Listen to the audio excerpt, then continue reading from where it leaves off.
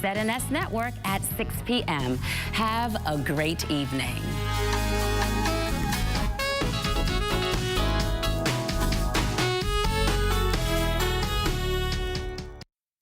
At the House of Assembly, I'm Lakush Lapinder. This is ZNS.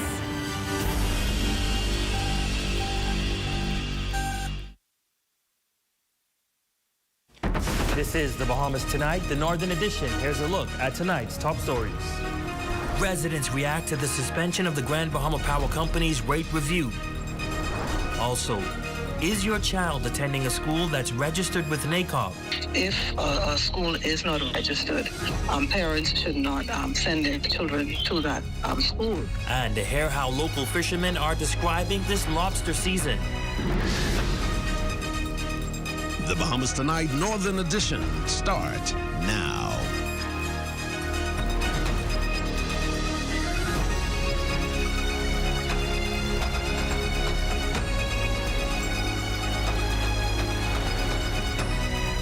A prayer has been answered for many Grand Bahamians as the Grand Bahama Port Authority suspended the Grand Bahama Power Company rate plan proposal increase. Good evening all, I'm Ramiko Knowles. Thanks so much for tuning in. Our Shalia Roll hitting the streets today to get candid reactions from residents on how the decision by the Port Authority will affect them. Residents not holding back as they chime in on the Grand Bahama Port Authority's suspension to the rate plan proposal review given by the Grand Bahama Power Company. Now, port officials say that this is going to be suspended until the Grand Bahama Power Company is able to give reliable services.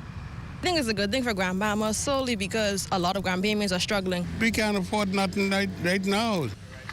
Well, I hope that'll be a right move in the right direction. In August of this year, the Grand Bahama Power Company submitted a rate plan proposal increase of 6.3% to the Grand Bahama Port Authority, which led to widespread controversy. In September, the Grand Bahama Port Authority released a statement stating that the relevant authorities reviewed the document and is allowing feedback from stakeholders with a decision to approve the rate would be granted by December 2nd. Now, port officials making the decision to suspend the application due to the unreliable services from the power company. Residents mince no words while sharing their views on what they think should happen. Some say that the power company should handle their repairs in-house, while others are bracing for the increase in the near future. I don't feel like they need to increase it to fix their power plant. That is something that they need to do in business, in branching. They don't see the need for it now, but it's coming. Give it a break, maybe another year or two, something like that, and then increase. If they have to increase, they have to increase. Now, when it comes to the reliability of power, residents say that the Grand Bahama Power Company set high standards for many years compared to any other island, stating that this activity is not normal. This summer, I would say, was an anomaly, and so I look forward to it being corrected and us moving back in the right direction.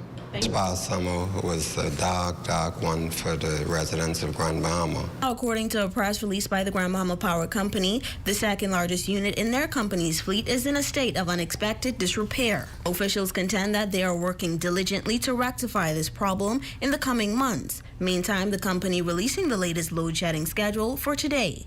For the Bahamas Tonight, the Northern Edition, I'm Shalia Rule. Thanks, Shalia. Well, residents living in the following areas will be impacted by the Grand Bahama Power Company's load shedding schedule. Residents in Mayfield Park, Coral Estates, Malibu Reef, Royal Bahania Estates, Cooper's Castle, Seven Hills, Williamstown, Caravelle Beach, Imperial Park, Luna Boulevard, Bahama Terrace area, Dampier Drive, and Morgan Lane will be off from 6 p.m. to 8 p.m. From 8 p.m. to 10 p.m., the following areas will be impacted: Yellow Pine Street, downtown area, back of town, Sunset Subdivision, and Regent Center. And from 10 p.m. to 12 a.m., the Ridge area, Coral Beach Hotel, Silver Sands area, Swan Drive, Bahama Reef Boulevard, Coral Gardens, Seahorse Village, Royal Palm Way, and Memories Resort will all be impacted by the Grand Bahama Power Company's power outage schedule. Just one station.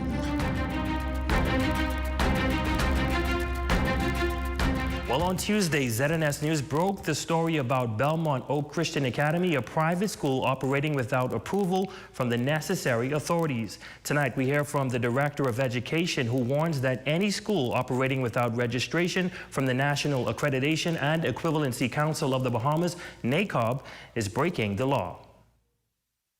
These organizations that are just popping up without authorization.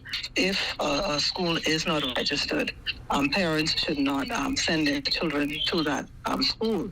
Is your child attending a school that's operating illegally? Director of Education Dominique Gressel is urging parents to do their homework before enrolling their children in institutions that aren't registered with the National Accreditation and Equivalency Council of the Bahamas, NACOB. Here's why. If they are not registered, then the graduation will not be recognized. Additionally, awards, diplomas, degrees, and certificates will also not be recognized. We will advise parents, as has been the case in the past. We've advised parents to remove their students, their children from those institutions and register them at recognized institutions. NACOB's website lists both registered and non-registered schools. Currently, 5 schools in Grand Bahama are not registered: Bahamas Leadership Academy, Excel Institute of Arts, Blaze Elite Sports Academy, Alpha Omega Christian School, and Belmont Oak Christian Academy, a school that is currently in operation. However, after ZNS News broke the story regarding the legitimacy of that institution, the sign at the front of their facility was removed. Annalika enrolled 2 of her children into that institution, but after learning that the school was not registered, she removed them. They've been home, that's it. And my kid, the one that get in the garden, he ain't get no work done. So he basically just missing school and just home watching TV doing nothing. The one who's in grade 10, he need to be in school because, you know, they calculate your GPA from grade 10 to grade 12. So he kind of messing them up in a way. We need some refunds, first of all, to get our children into another school, and you got to find a school that's actually taking them. The Director of Education is also advising parents to report any institution operating without registration from NACOB, as they are functioning outside of the law. They can send a letter to NACOB. They can call NACOB. If the organization fails to meet the requirements, then of course they are going to be required to stop operation.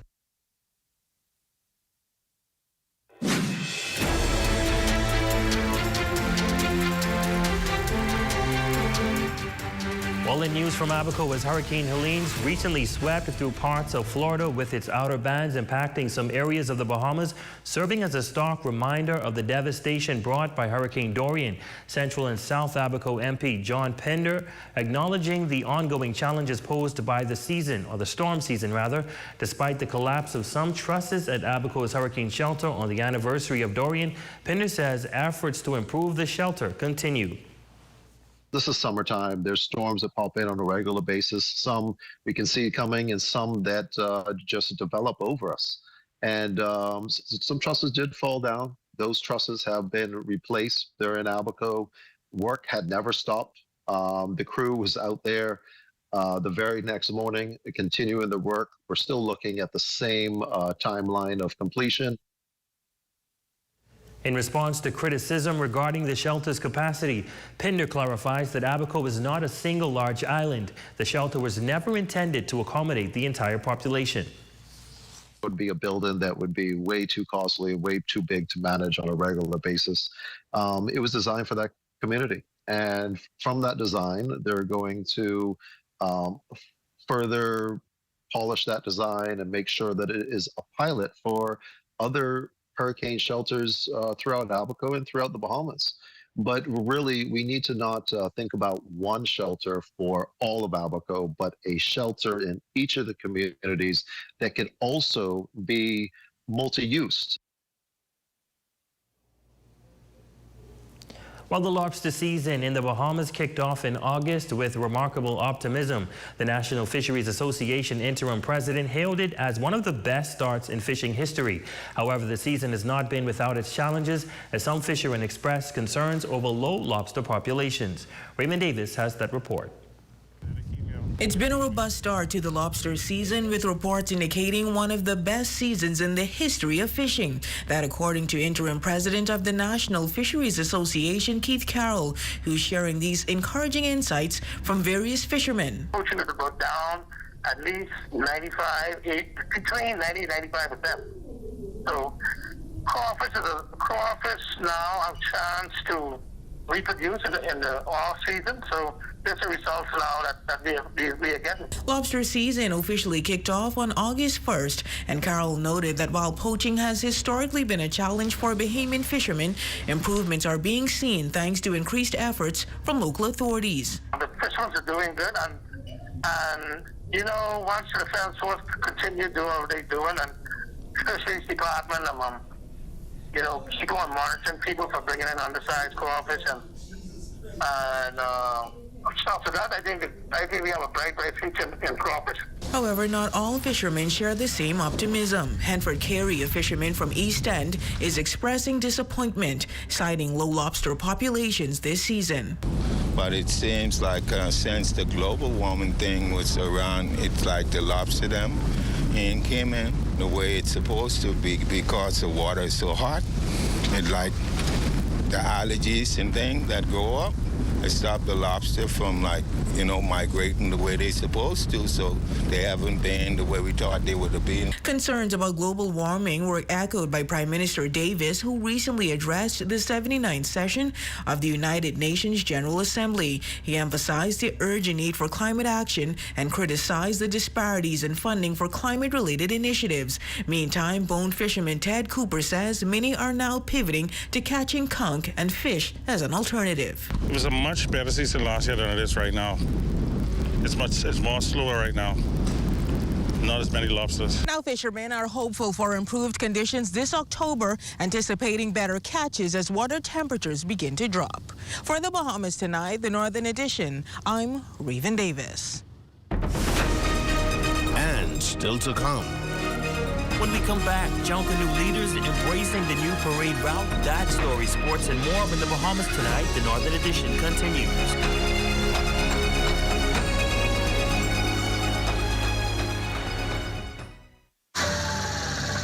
You have enough things to worry about.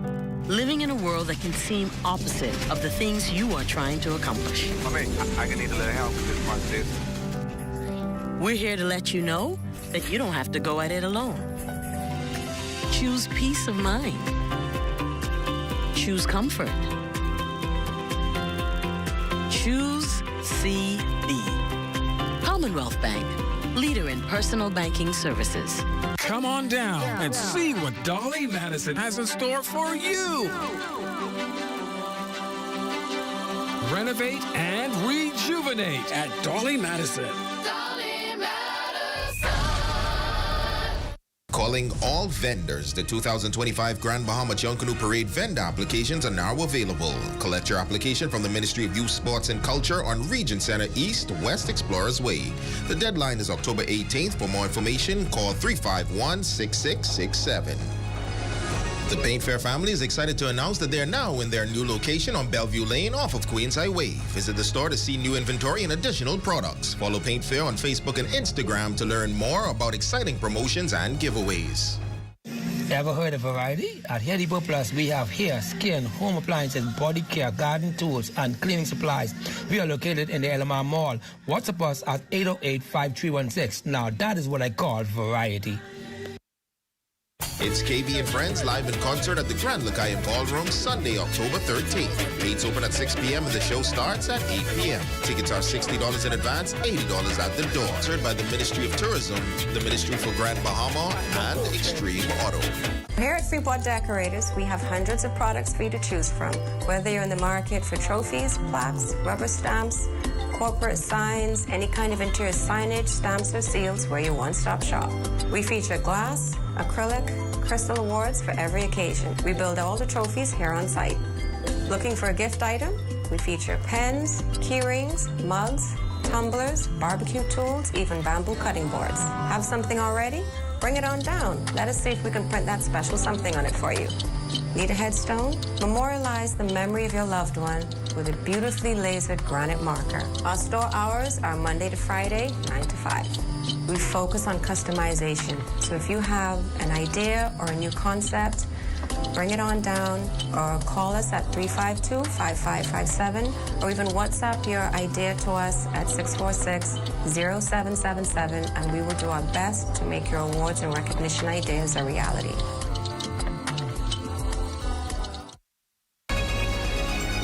Your number one team in the North. Only the sun covers the Bahamas better. Welcome back. A new date and route has been set for the 2025 New Year's Day Junkanoo Parade. The Grand Bahama Junkanoo Committee holding a press conference at their new route on Explorers Way. The committee chairman, along with leaders from the local groups, say they gave the new route and new date, a new parade route, their full support. Jolanda Thompson-Everest reports. This will now be the new venue for Junkanoo 2025. A new location, a new day, and high expectations. The Junkanoo leaders are excited about the new track. They were a part of the decision-making and shares the details for the New Year's Day Junkanoo Parade 2025. The route is tighter. It's laid out in a way in which the participants as well as the fans will get a more better experience, sound-wise as well as presentation. The Grand Bahama Junkanoo Corporation was established in 2022. Chairman Andrew Bain notes that for years they've had challenges trying to solicit funds. However, he believes with the new date and location will come economic growth. As a corporation, we are now responsible for our prize funding.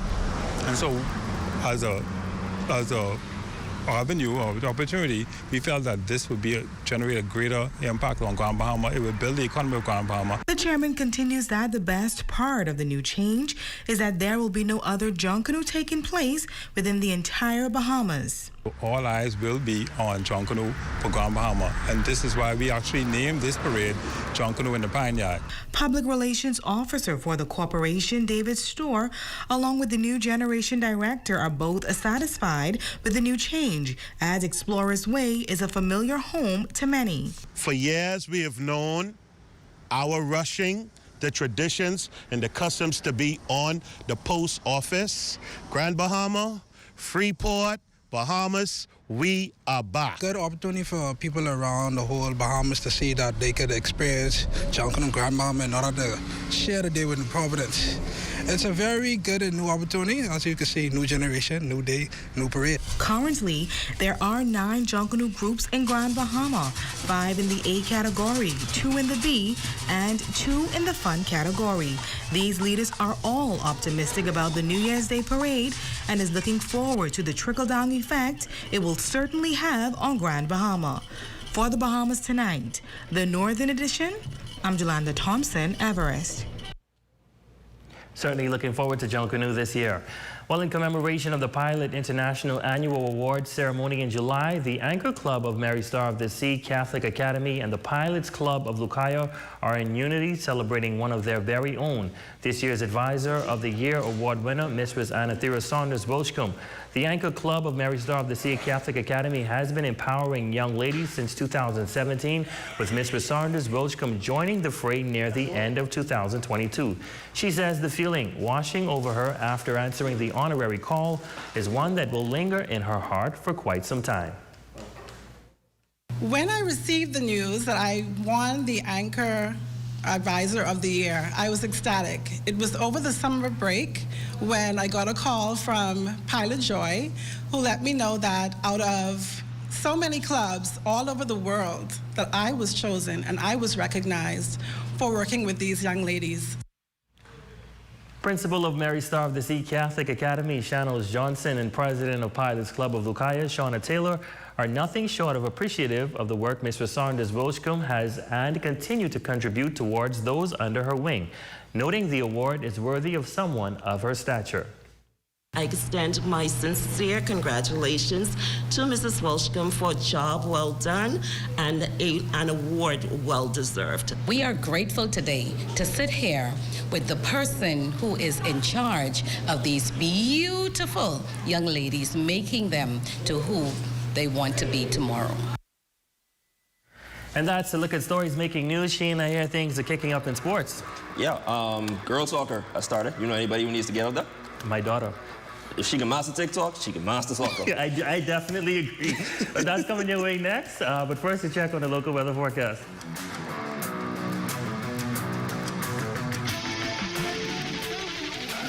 Tonight's weather forecast is brought to you by Royal Star Assurance. Cause it's so beautiful.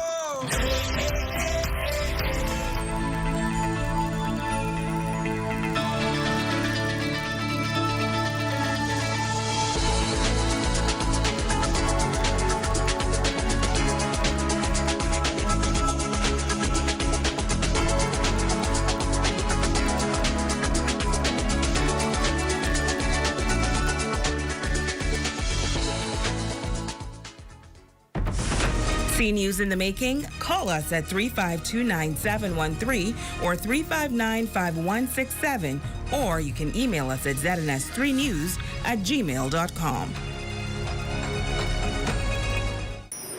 Journey to a serene oasis. Relax. Rejuvenate.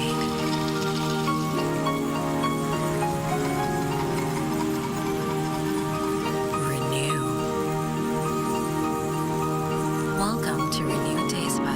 For appointments, call 352-RENU. Hi, I want to put some shoes on your feet.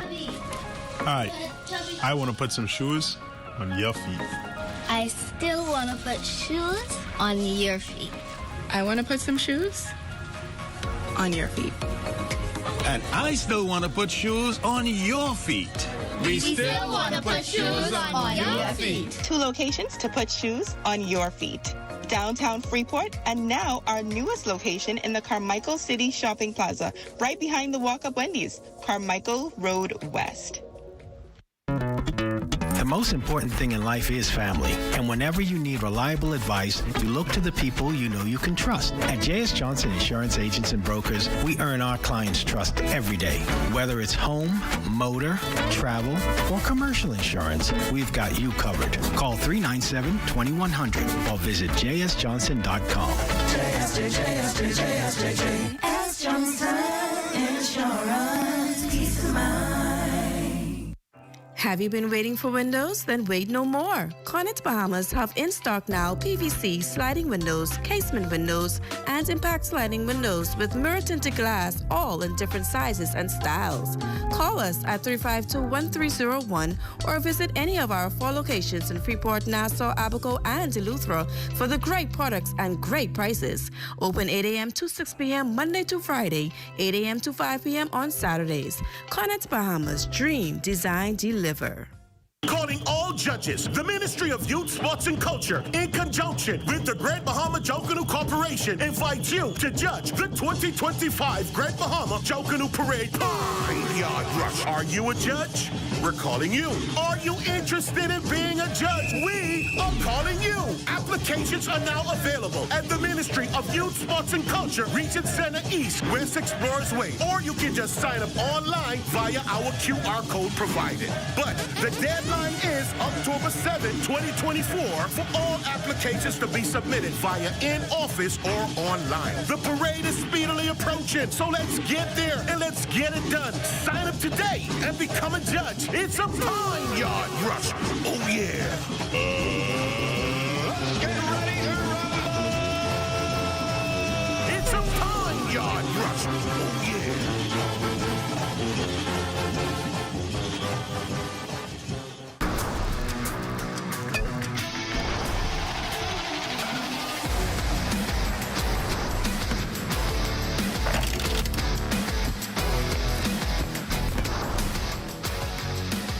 Welcome to Sports, everybody. I'm Shane Stubbs, filling in for Jay Philippe. First in sports, the Grand Bahama Soccer Club's girls soccer program is back in full swing, and Coach Mary Knowles is laying the challenge out there for parents to get their daughters signed up, because you never know where it could take them.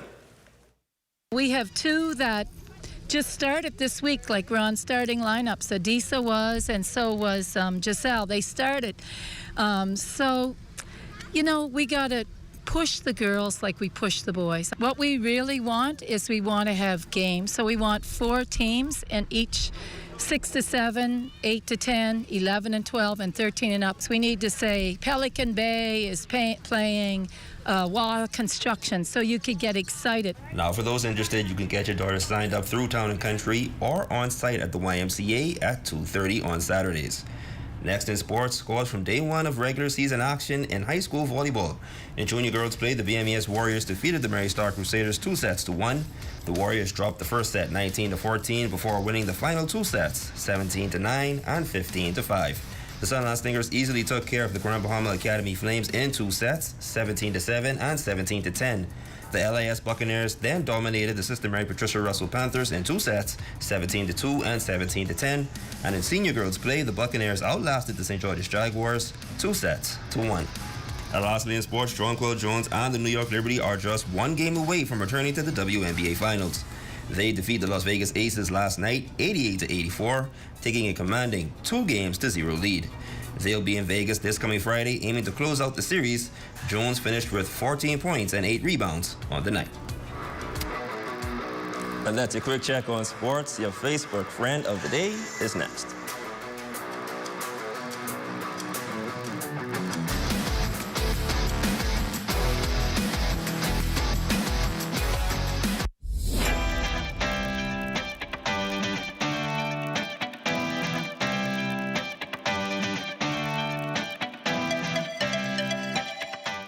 We all need to save. Save time, gas, and money. Shopping at Save More can help you do just that. Make us your first stop for all your prescription needs and medical supplies. Get all your health and beauty items at the same time. And don't miss our huge choice of snacks to satisfy your cravings. And the largest vitamin selection and over-the-counter relief products. Need diapers and other baby care items? First stop. The new section for makeovers, cosmetics, and beautiful jewelry will make you sparkle for that next special event. Save More Drugs, your more store. Hey, what are you doing? I'm self-insuring my investments, starting with this tarp. We all remember the blue tarps after the storm. Let's make sure that we are covered with more than a tarp. Don't allow your investment to be at risk. Protect your investment with one of our insurance policies. Nobody does it better. Jade Champagne and The Rhythm presents 102.7 The Rhythm turns 3, and it's a big performance with Taurus Riley live. Taurus Riley live. Oh yeah, the hitmaker, the reggae icon, Taurus Riley live. Saturday, December 14th at the Grand Lucayan Ballroom. Doors open at 8 p.m., showtime at 11 p.m. For 102.7 The Rhythm. Big birthday party with Taurus Riley. Live. Get tickets online now. TheRhythm3.com. And it's a big performance. Taurus Riley. Brought to you by Jade Champagne and The Rhythm. Saturday, December 14th, 102.7 The Rhythm turns 3 with Taurus Riley. Live.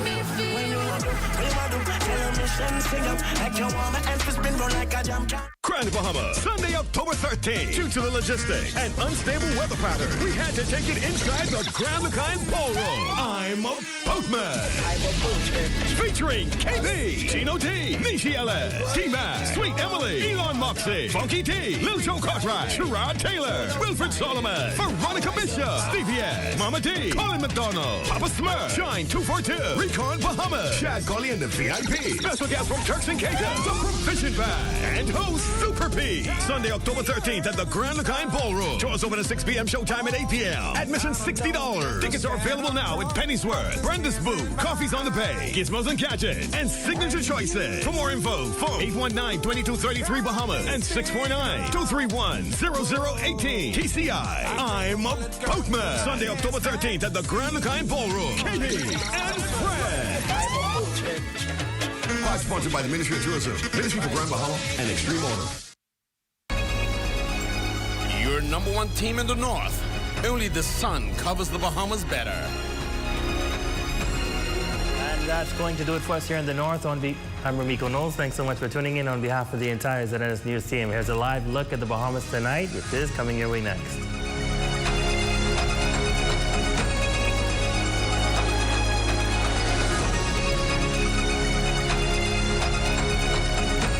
ZNS News is brought to you by the new BTC. Fiber is here. Faster, stronger, more reliable. Together, we are unstoppable. Switch today. Coming up in the Bahamas tonight, Tuesday's slaying of a father in front of his young daughters, triggering a response from the Prime Minister, who calls the incident painful and admonishes society to do more. Also, rules for new and existing Junkanoo groups outlined as the rift between two factions of the Valley Boys Junkanoo group shows no signs of mending ahead of the big showdown on Bay. And a bill last modified in the mid-60s gets a facelift to reflect a modern regulatory regime for the practice of veterinarian medicine. The Bahamas tonight, the National Report starts now.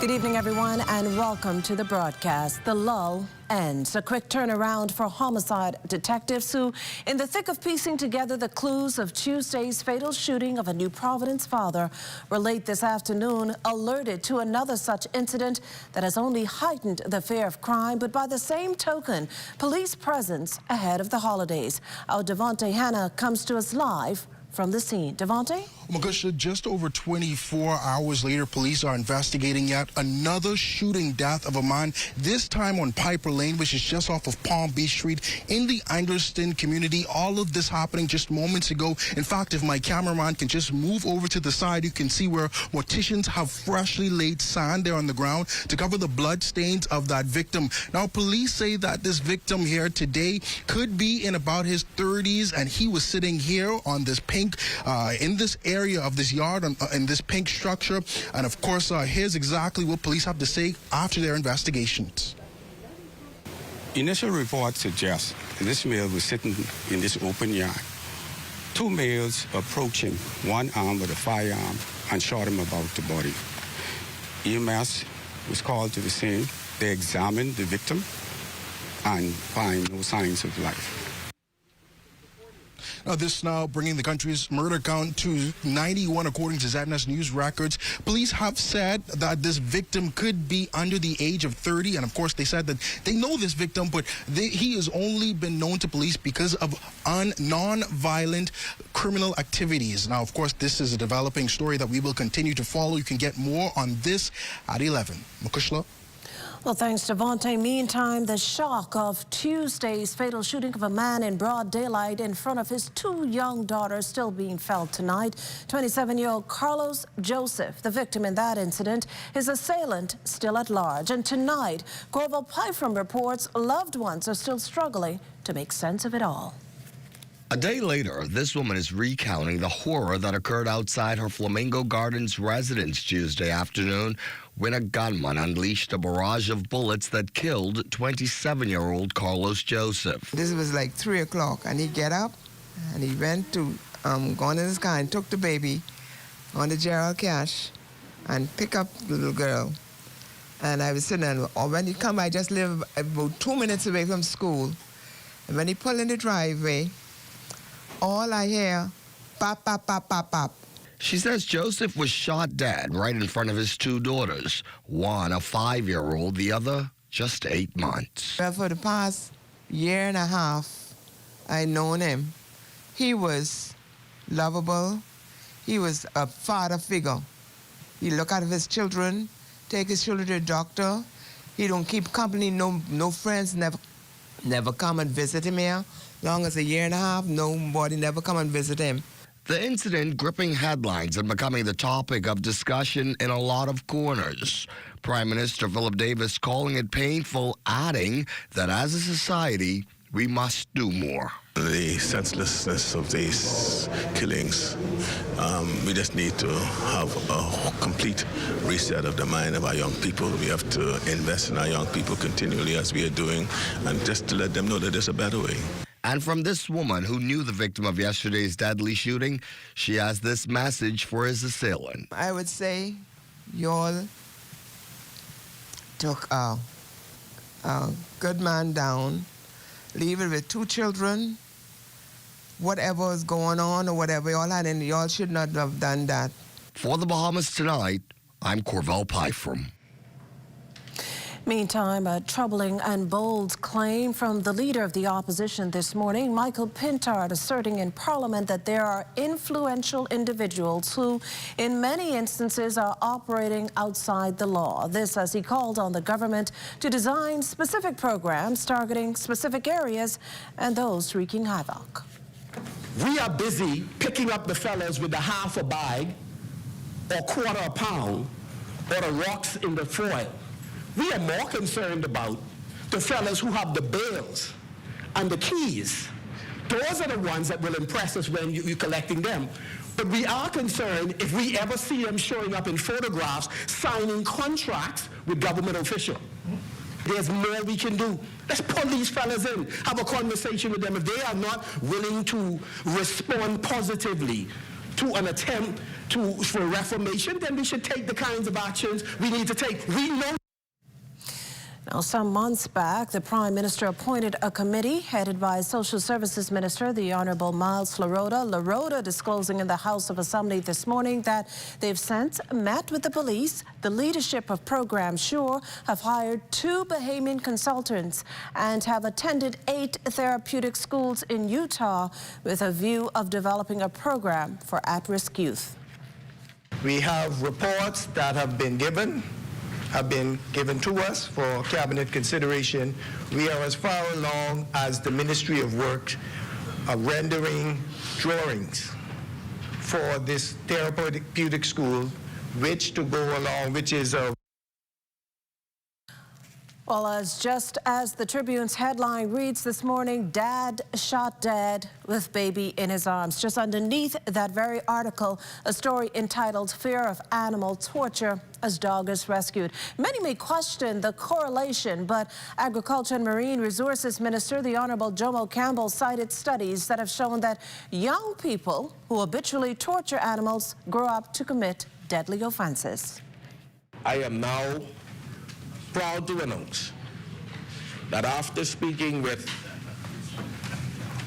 relevant parties, I can safely say that we, again for the first time in this country, now have the first animal abuse case before the courts in the Bahamas, and we have successfully entered a plea agreement in regard that matter for the first time.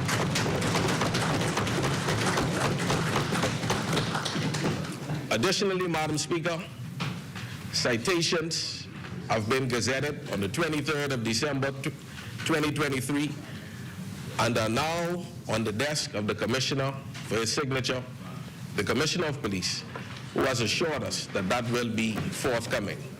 Those citations will enable animal wardens to be accompanied by police to issue citations for certain infractions.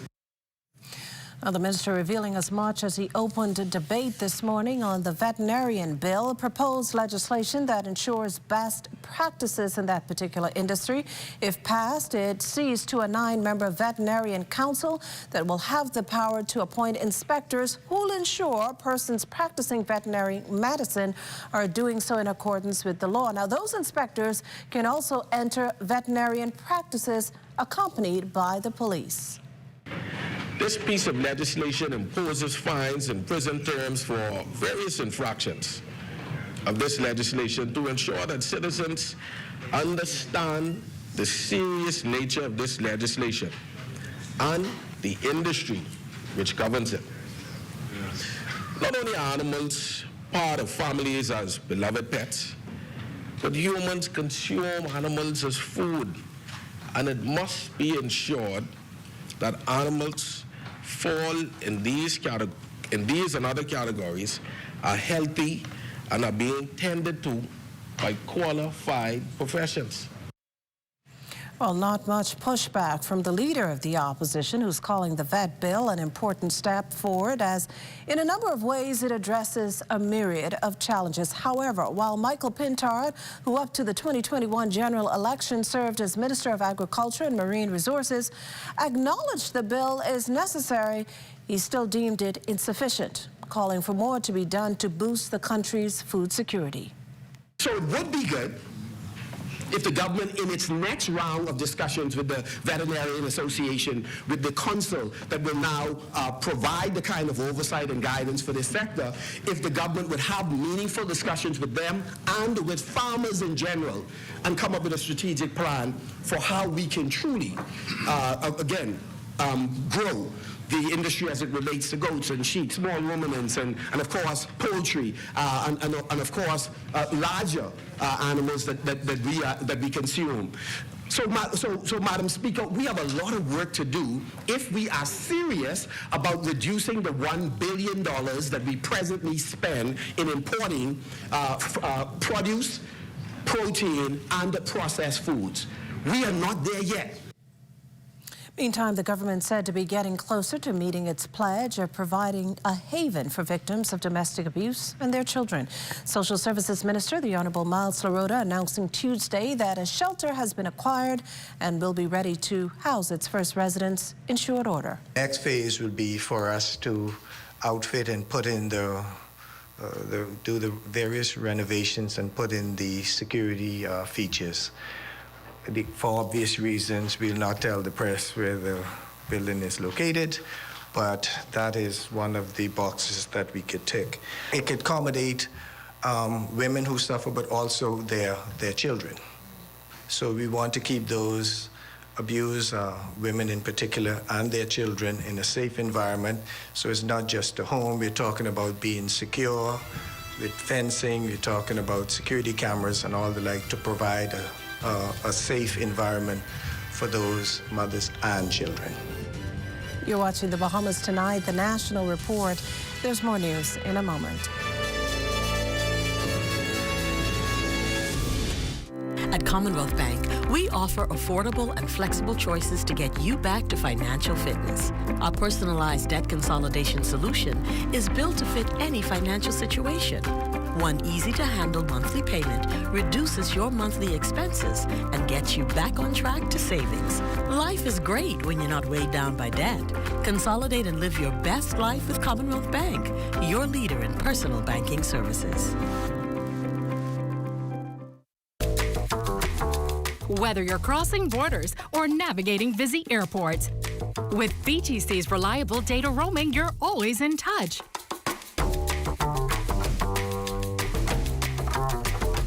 In a fast-paced world, staying connected is key. Don't miss important moments. Stay connected effortlessly with BTC, wherever your journey takes you.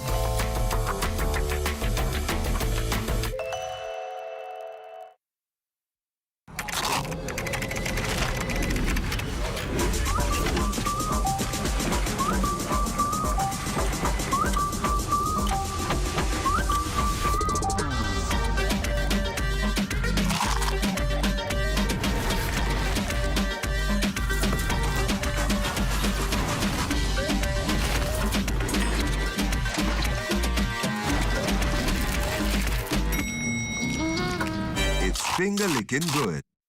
From paradise to paradise, Bahamas Air invites you to embark on a seamless island journey from the sun-kissed coast of Nassau, the Bahamas, to the rhythmic shores of Montego Bay, Jamaica.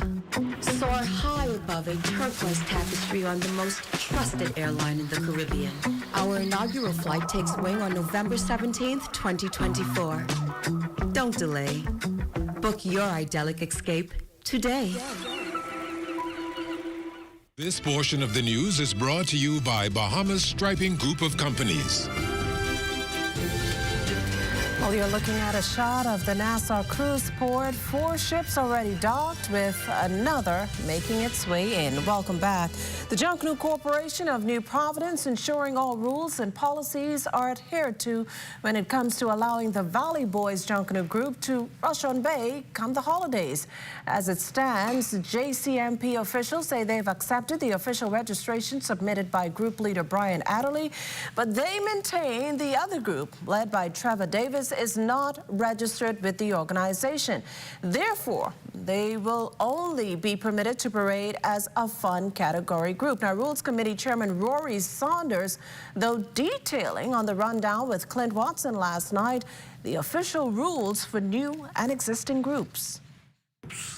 Existing groups only have to confirm that they wish to that they are confirming their participation in the upcoming parades by that date. If they do not do that, they are subject to the same rule that they didn't submit their application. Those applications for new groups have a process where we look at them, they are brought to the body of the JCNP, and whatever division they are trying to enter in, there's a vote that is taken, and if their application is accepted, a new group will then, for the upcoming parade, have to exhibit to show that they have all of the criteria to perform in the parade. Well, the 24th cohort of trainees to enter the National Training Agency's entry-level workplace training are today closer to being ably skilled for the job market. The group of about 50 completed their first 4 weeks of soft skills training, and according to NTA's Jaden Miller, this group is ready for what's next. Because this particular group represents the 54% of our young people who either didn't graduate from high school or may have struggled with their BGCSEs. So once they get done with the program, they're going to get local and or international certifications. And we have job placement officers who will assist with getting interviews for our trainees, help them with their resumes to prepare them for interview. And once they get those jobs, they're able to get into the workplace and make a change in their life. So our trainees go through 4 weeks of soft skills training, and next week they start 10 weeks of practical skills training. Senior Pastor Emeritus of Mount Tabor Church, Bishop Neil Ellis, is celebrating the opening of a library and museum at the church commemorating his illustrious life. During a ribbon-cutting ceremony nearly 2 weeks ago, Bishop Ellis announced plans to bring in seniors from schools on Bimini to be among the first to tour the facility. Well, he's fulfilled that promise when students from the Louise MacDonald High School and Gateway Christian Academy arrived here in New Providence on Tuesday. The students got a chance to visit the library and interact with Bishop Ellis, who just happens to be a proud Biminite. The students today joining Bishop Ellis in paying a courtesy call on the Prime Minister at his West Bay Street office. They've already basically survived their initial educational process because they're in the 12th grade of this initial aspect of their. Davis welcomed the students and then offered up advice he considered useful. You always have people might doubt you, but don't allow their doubt to infect you. If they doubt you, you don't doubt yourself.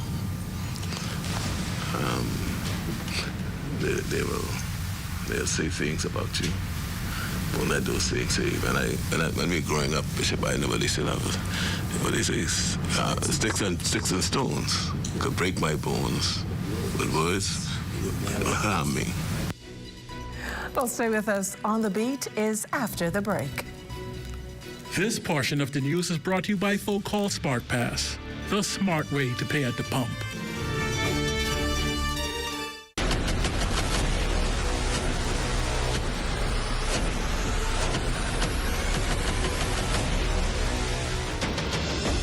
A decade ago, the Bahamas Striping Group of companies was birthed out of a passion to change the way we travel. From only a $5,000 grant, the tenacity and work ethic has propelled BSGC to one of the leading road management companies in the Caribbean. We pride ourselves on going the extra mile where others won't, through the use of our state-of-the-art equipment and our certified team.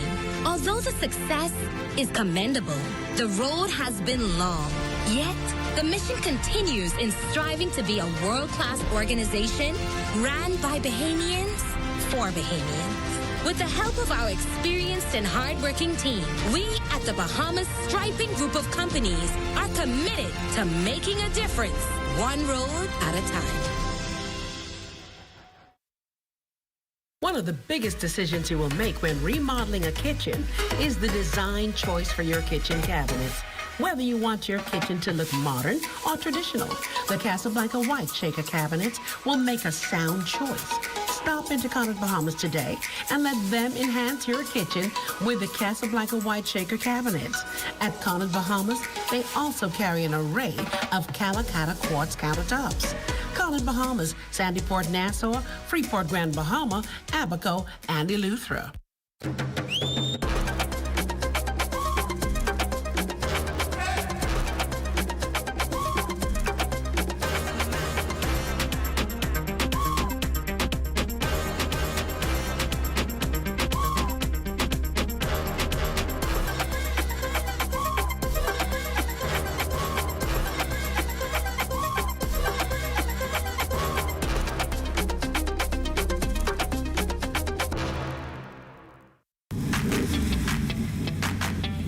Introducing the Focal Smart Pass app that helps you to fuel up faster.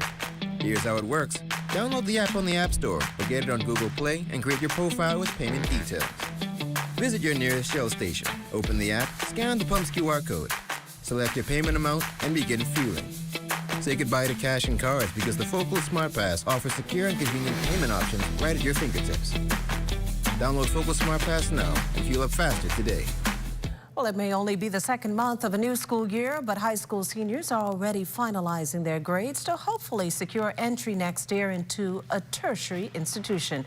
Parents can get some help through a seminar taking place this week here in the capital. Altavi's Munnings explains in this week's edition of Eye on Education.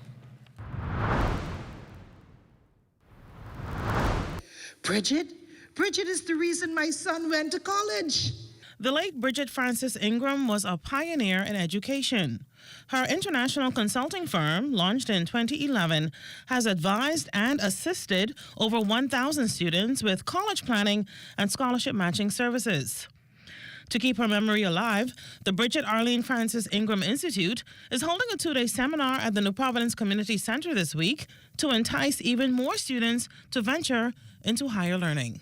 We know a lot of students are challenged and in trying to get off to school, they're looking for scholarships, they're trying to understand the admissions process, and also how can we bring an alignment of what is what the universities are requirement versus what Bahamian schools are teaching. Key education stakeholders learned about some of the skills in high demand right now from the Director of Labor, Howard Thompson Jr. And these would include surveying, elevator technician, manufacturing, advanced construction maintenance, specialized teaching, engineering, civil and electrical, medical technicians, agriculture, climate change and science, and aviation. These fields are seeing increased growth and will continue to offer promising career paths for Bahamians. The Labor Director encourages Bahamians to acquire the right skills to not only be ready, but to lead the change in this period of transition, transformation, and economic progress. For the Bahamas Tonight, I'm Altavi's Munnings. Well, it's about that time to check in with LaDon and Marcellus, who are eagerly waiting to give us a sneak peek of Access Now. Guys? Makusala boy, let me tell you, I'm cornered here in the studio because I think you and I probably are the only ones that don't know how to do CPR. I think Marcellus is certified, and I think our expert, our guest, is certified. So I'm going to need a little bit of help here. Gotta catch up. A pretty good life-saving skill. A life-saving skill indeed. Stay with us. Our feature story is up next. On behalf of the entire flight crew and Western Air, we hope that you enjoyed your flight and we look forward to serving you in the near future.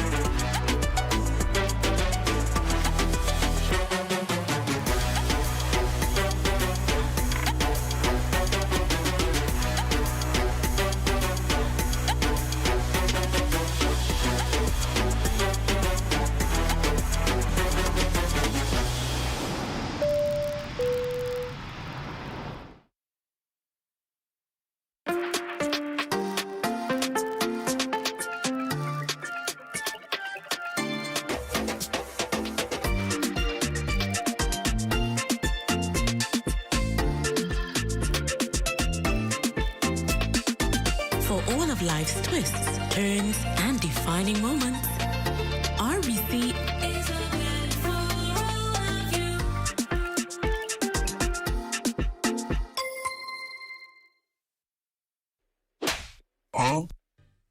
$10 deal. Available only at Marco's Southwest, Prince Charles, Village Road, and Robinson Road. Fine. Let me see what it's about. I'll take 20 of those, please. Wait. You good? Yeah, bro. Marcos, get this new deal. Get yourself a large one-topping pizza for only $10. $10? Yeah. Thank you. You're welcome. Hey, I need 30 of them $10 carry-out pizza deal, please.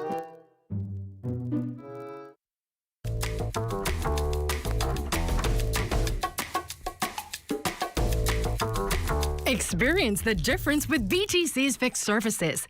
Whether you're working from home or enjoying family time, BTC ensures you're always in touch with the people and moments that count. BTC isn't just a service, it's a lifestyle. Stay connected, stay inspired, and live your best life. BTC.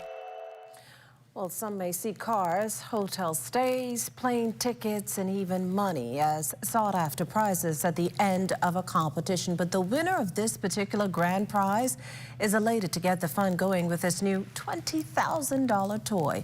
Our Danielle Dean has the story. Well, there's one more jet ski on Bahamian waters after a man eager to take his new baby out for its first spin won Jimmy's Wines and Spirits 2-month-long competition. From July 1st to September 25th, customers brought in 6 bear bottle caps in exchange for 1 free bear and a golden ticket. The holder of the chosen golden ticket, Andre Musgrove. Getting dressed in my home, I know I won. Because I came out here with the right colors. I had on my black, red, and white.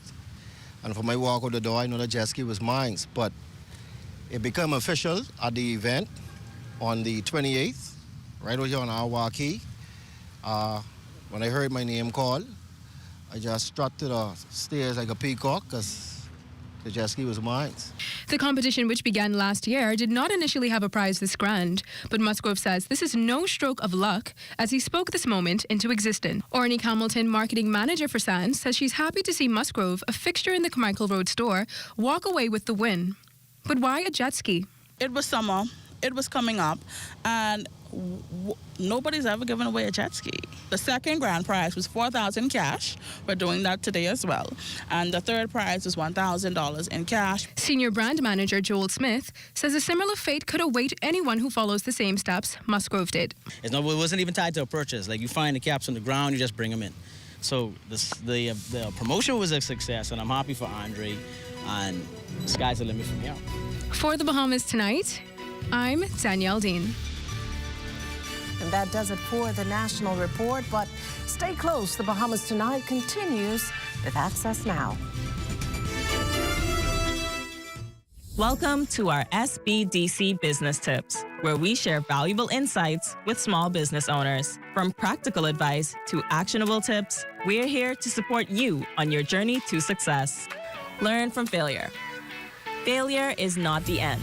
It's an opportunity to learn and grow. Don't be afraid to take risks and try new things, even if they don't always succeed.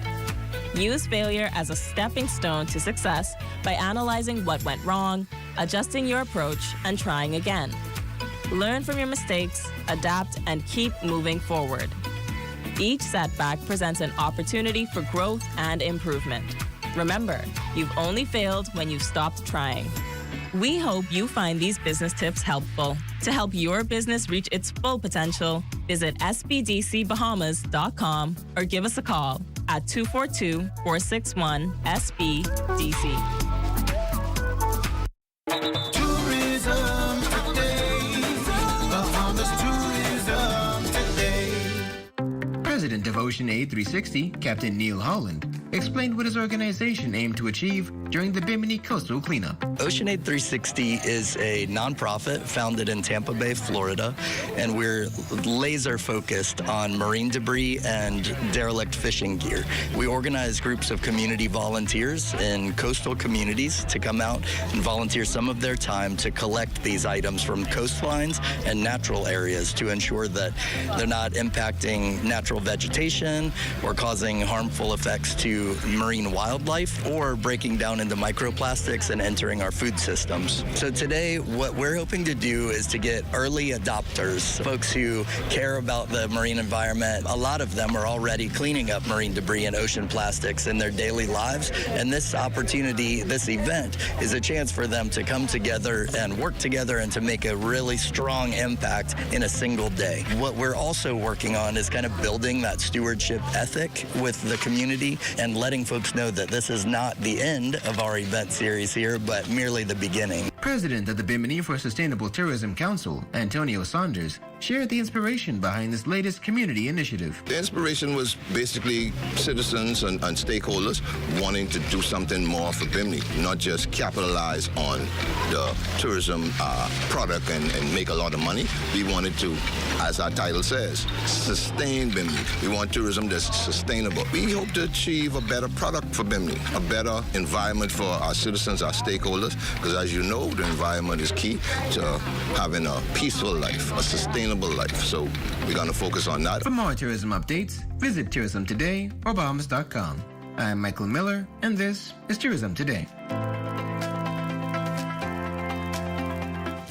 Light it up green for mental health. Mental health professionals giving Parliament a new look. Stay close for that. It's October. West Calix Forbes is going to close out September for us. Details straight ahead. The NTS Wine Festival coming up this weekend. We're going to tell you all about it.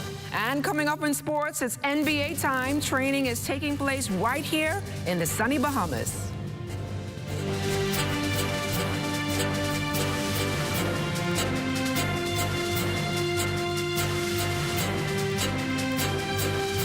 The Bahamas Tonight Access Now starts now.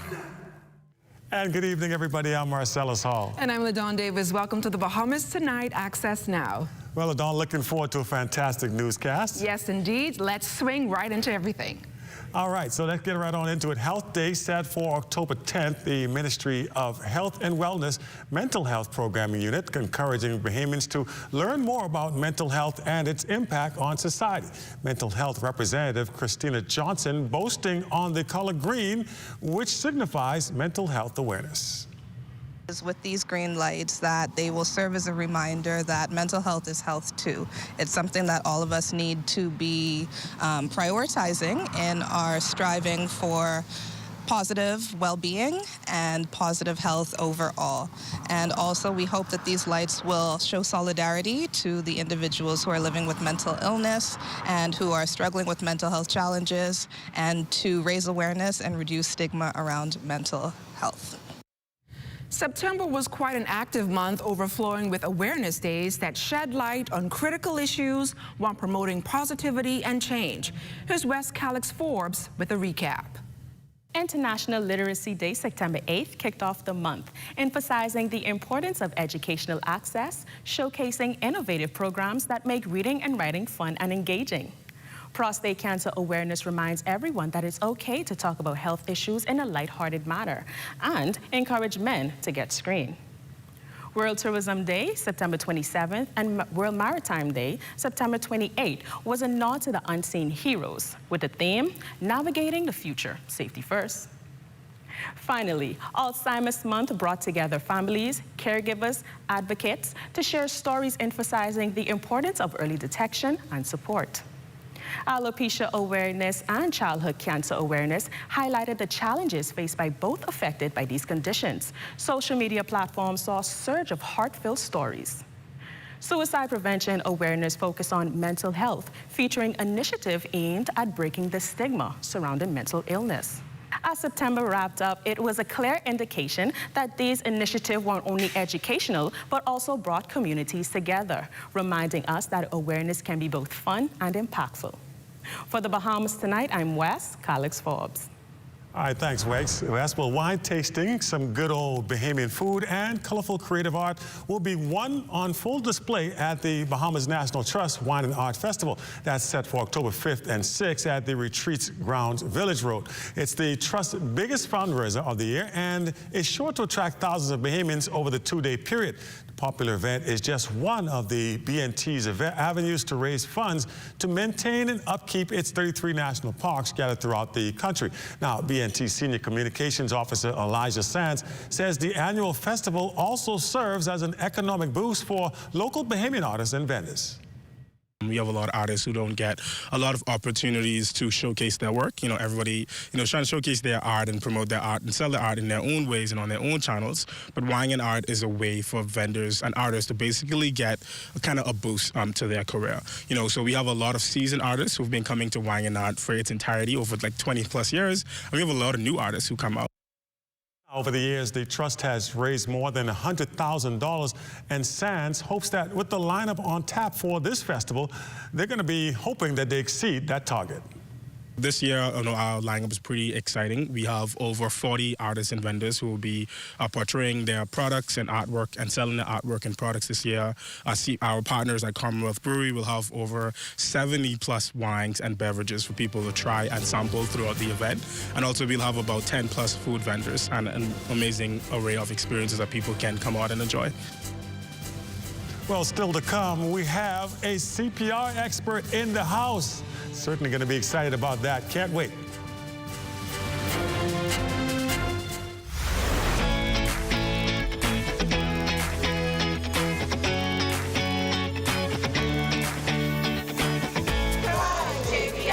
JBI, lemon and lime. One of the best products you can find anywhere.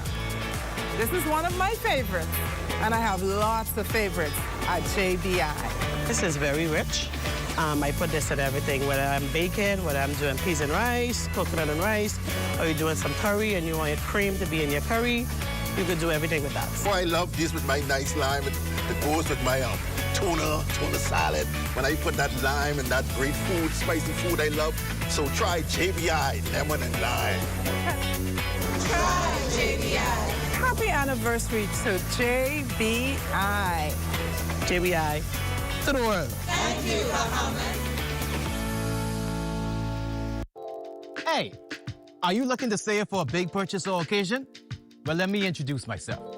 My name is Bond, the Bahamas Government Savings Bond, and I am guaranteed to earn interest on your money with terms ranging from 1 to 6 years. Government savings bonds are safe, and for as little as $100, you can start to save for your future. My name is Bond, the Bahamas Government Savings Bond, and I'm available to any Bahamian. Guaranteed. Go to the Central Bank website and search savings bonds for more details. Feeding the family and saving you money. That's super value and quality. Supermarket. Country Bond cornflakes, 18 ounce, $2.99. Distinction Long Life milk, assorted 1 liter, $2.29. Yellow onions, 3-pound bag, $3.39. English cheddar cheese, $3.99 per pound. Panama raw shrimp, $31.40, 12 ounce, $5.99. Shop and save with the specials at Super Value and Quality Supermarkets. Health is the greatest gift. That's where we come in. Bahamas Medical and Surgical Supplies is the premier distributor of medical equipment, as well as medical and surgical consumables. Our engineers are always on hand, providing top care service that saves lives. We carry a wide selection of over-the-counter and prescription items, IV fluids, and other injections. Our products are state-of-the-art, and our entire team stays on top of cutting-edge technology. With more than 2 decades of dedicated service, Bahamas Medical and Surgical Supplies continues to be a trendsetter and innovator in healthcare. We have set ourselves apart by truly caring for our customers. We understand the intricacies of healthcare, and we produce spectacular results. We cherish our partnerships and nurture our friendships as we continue on our quest to help everyone maintain that wonderful gift of good health. Find us on 95th Terrace, Centerville, and now located in the Lucaya Shopping Center of Freeport, Grand Bahama. And you're looking at a drone shot of downtown Nassau this evening. Nice shot there. Let's head on down to Exuma for our Family Island News segment.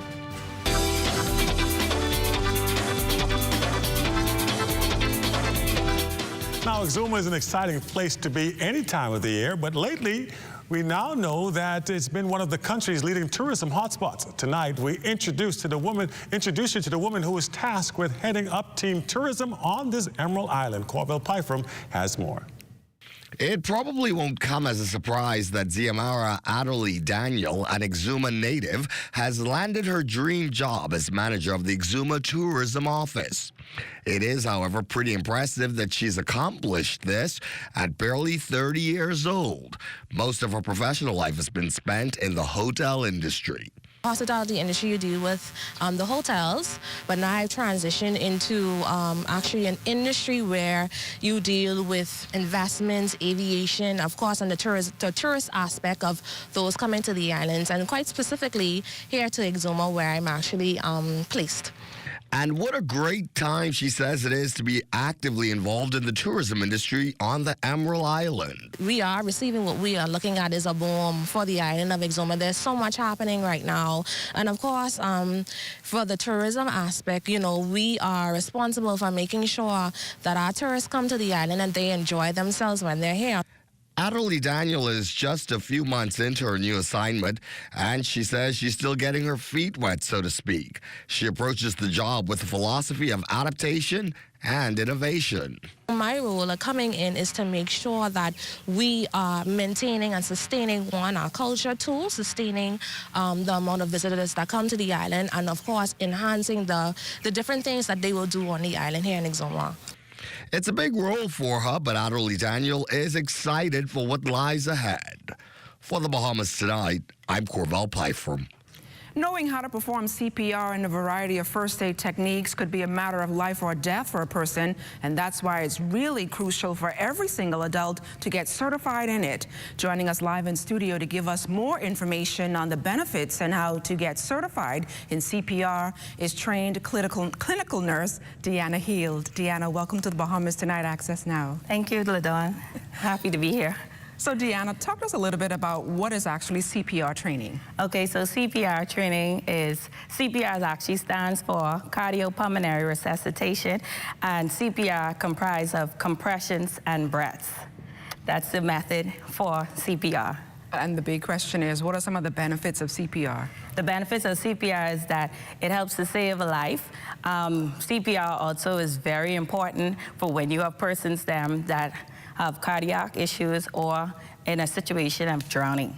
So what are some of the best, I guess, techniques and methods for CPR? Okay, so the best techniques is to get on the chest as soon as possible. Compressions is more vital than breaths. So in a real life situation, the faster you get on the chest, the faster you'll be able to supply the heart and the body with blood.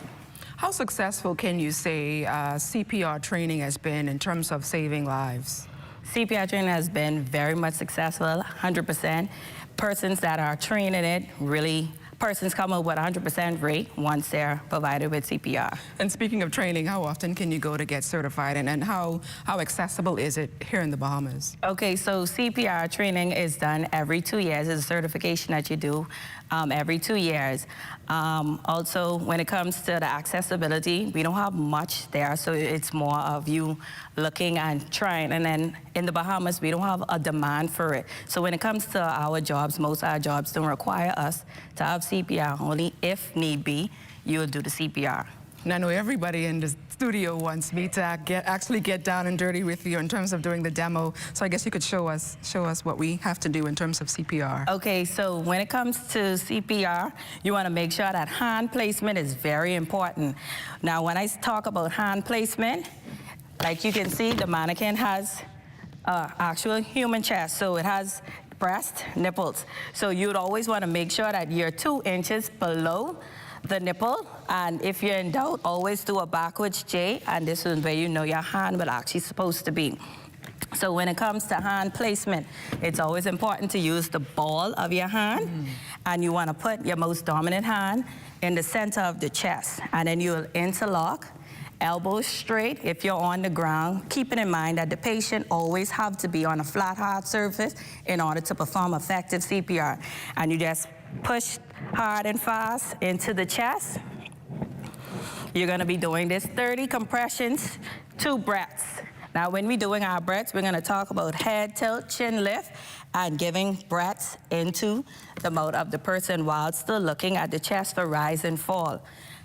So have you ever had to, I guess, administer CPR onto someone? Yes, I have in my line of work. That's something that we do on a regular basis. And most time it's successful and most time it isn't. And how successful can you say that has been for you in terms of being able to do that? For me, it's been 99% great so far. And I know that you're about to graduate from UB as well. Yes. Tell us about that. Yeah. So I am about to be finished with the University of the Bahamas with a bachelor's degree in nursing. Like LaDawn said, I'm currently a trained clinical nurse. So I'm excited to go to the next level of becoming an RN. And yeah, road to 2025. And when is the next workshop for CPR? When is that? Okay, so with me, when I do my first in CPR with Hahadagoa, what I normally do is on the demand. So if persons need it, like most teachers or sororities or medical professionals, if they need it, then I provide the course. The course isn't run every day. It's always on demand. All right, Deanna Hill, thank you so much for joining us here on the Bahamas tonight. And all the best to you in your future endeavors. Thank you so much. Thank you. Marcellus Hall has a look at what's coming up in sports. Coming up in Sports Friday night, the Bahamas NBA Camp Central. We'll give you details on who's in town just ahead in sports.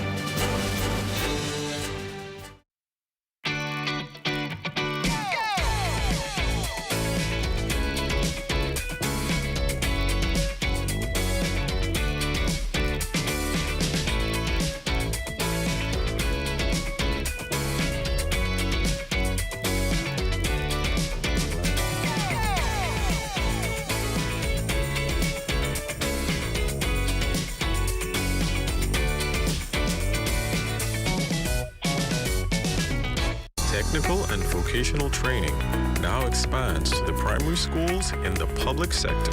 Students in junior high will continue to access the clustered technical and vocational program, which includes certifications in recycling, small home wiring, carpentry, small engine repair, plumbing, and electronics. And this will, this year, be expanded into primary schools. Technical teachers have been recruited and posted in schools throughout the country, including Abaco, Acklands, Andros, Bimini, Crooked Island, Eleuthera, Exuma, Grand Bahama, Long Island, and New Providence. In the agricultural science curriculum, emphasis is being placed on climate-smart agriculture technology, the proliferation of school-based gardens at the primary level, and fostering awareness of the vital connection between agricultural production and food security and nutrition.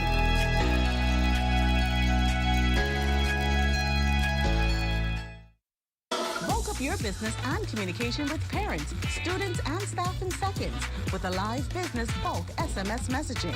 This is the perfect tool to keep you connected and easily send important updates, event reminders, and emergency alerts.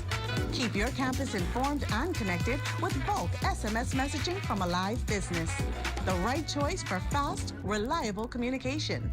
For more information, contact the experts.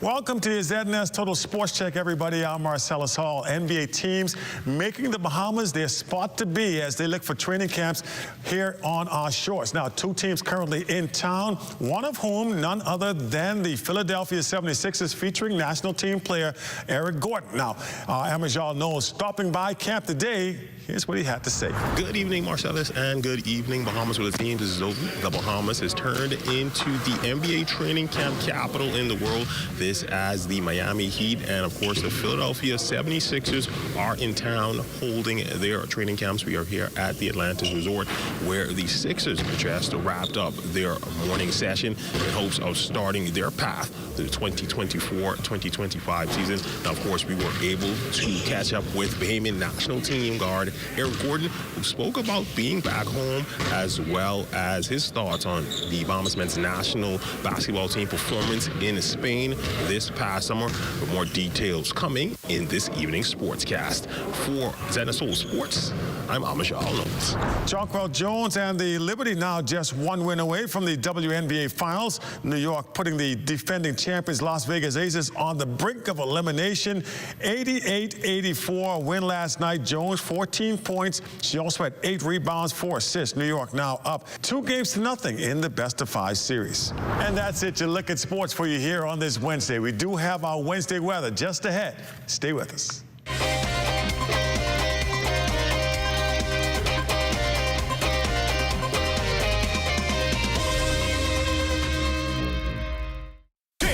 JMC TCI and Sunset Village Fish Fry present I'm a Boatman, featuring KB and Fred, D-Mac, Tino D, Nishi Ellen, Sweet Emily, Wilfred Sullivan, Funky D, DVS, Veronica Bishop, Papa Smurf, Sherrod Taylor, Lil Joe Cartwright, Mama D, Colin McDonough, Chad Cully and the VIP, and from Turks Island, the Proficient Band, and host Super P. There'll also be performances by The Swinger and the Platinum Nights Junkanoo Crew. Sunday, October 13th at Sunset Village Fish Fry, 8 Mile Rock. Sponsored by the Ministry of Grand Bahama and the Ministry of Tourism. Shopping is way more fun when you save. Shop, save, and have fun at Super Value and Quality Supermarkets. Rainbow corned beef, 12 ounce, $2.15. Pickwell tomato paste, 6 ounce, 2 for $2.19. Hunt's ketchup, 32 ounce, $2.99. Fresh tomatoes, $1.99 per pound.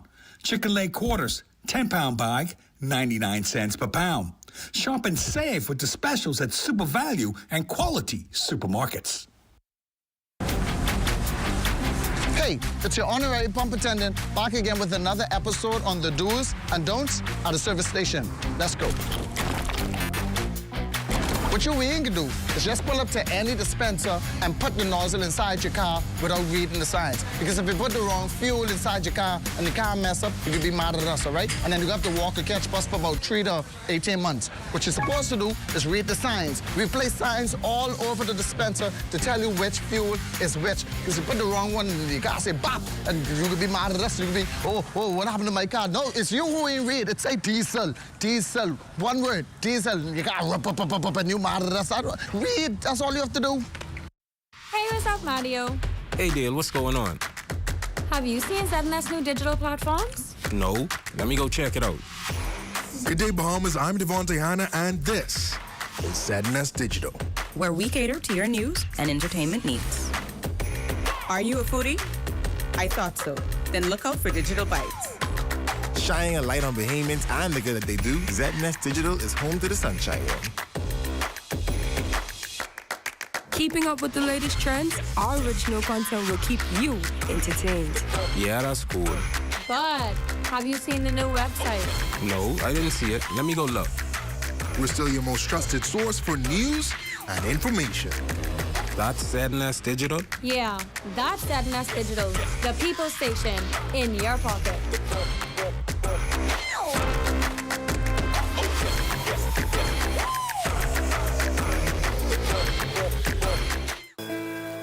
Abuse, domestic violence, suicidal tendencies. Are you being stressed out from these problems? Call the national hotline at 422-2763 or 322-2763. There are trained social workers available 24 hours to help you. Know that you are not alone in this.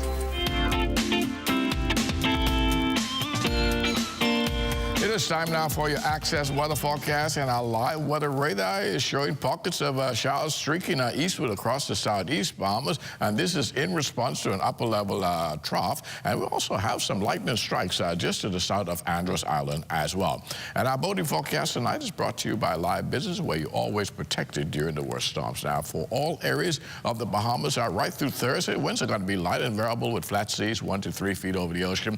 Tide-wise, it's going to be high at 8:30 tonight, second high tide at 8:50 tomorrow morning. And as we take you into Friday, for the northwestern parts of our country, the winds become easterly. We will see an increase in those winds, becoming 12 to 18 knots. The wave height is building 3 to 5 feet over the ocean, so caution flags go in place for the northwest Bahamas on Friday. High tide, that will take place at 9:24 in the morning with a low tide at 3:45 in the afternoon. And for the central and southeastern islands on Friday, northeast to east winds 10 to 15 knots, the wave height 2 to 4 feet.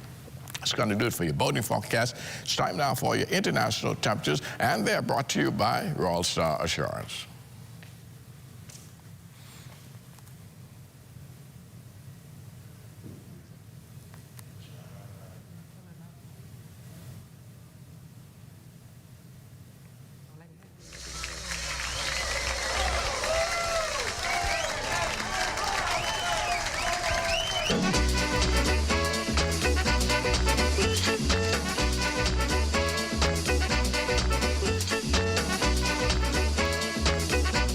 That's going to do it for your international temperatures, brought to you by Royal Star Assurance. But join me at 11 o'clock for a full weather forecast.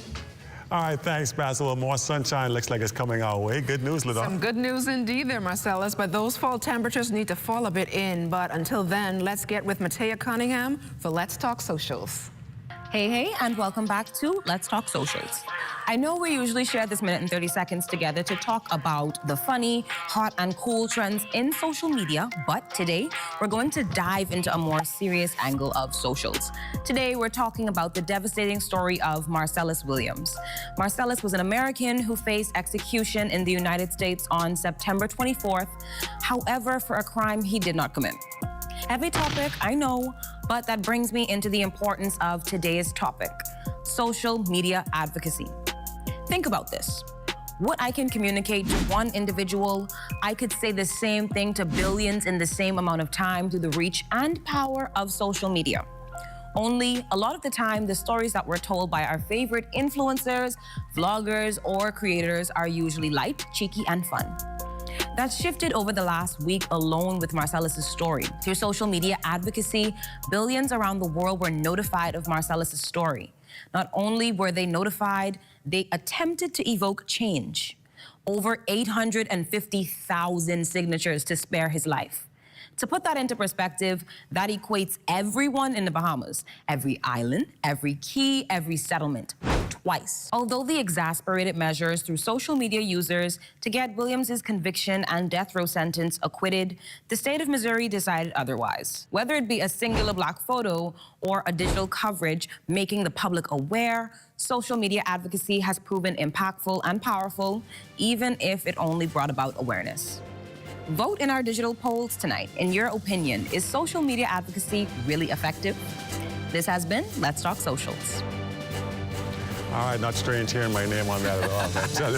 Well, that's going to do it for us tonight, LaDawn. Another one down, Marcellus, and we're definitely showing up and showing out. Absolutely right about that. Well, tell you what, stay tuned until tomorrow, but we do have Clint Watson coming up next. Good night, everyone. Mandate on the mission statement for the program is to develop community leaders and nation builders through the yard of Jonquil. The future belongs to them, so being able to instill the culture in young people and at the same time make them productive citizens of the society is basically what our program offers. We teach them from scratch, so how to pace, how to beat a drum, how to ring a cowbell, how to blow a horn, to get that good understanding of what the culture is like. The program is more than just Jonquil itself, where we bring a group of teens to perform, but we also assist them with life lessons, find scholarship opportunities for them to go abroad and further their education. In this day and time, it's very hard for kids coming up, and so we try to find means within the Jonquil arena, but at the same time use just Jonquil as the outlet to make them better at life. Crime-free? Looks like me. Do your part. Join the movement to a safer Bahamas.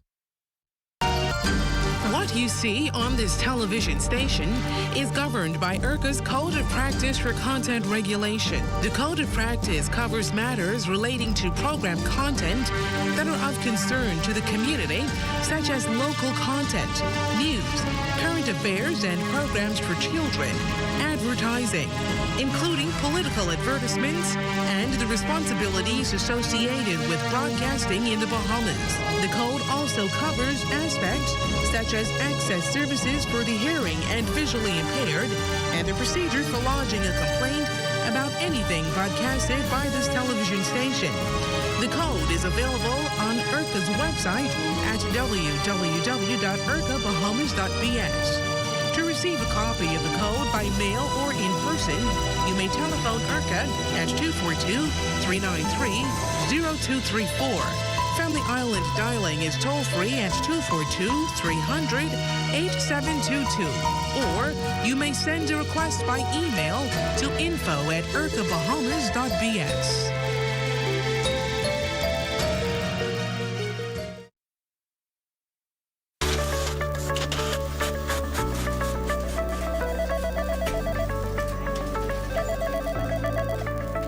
We have more than anyone else. We are the most.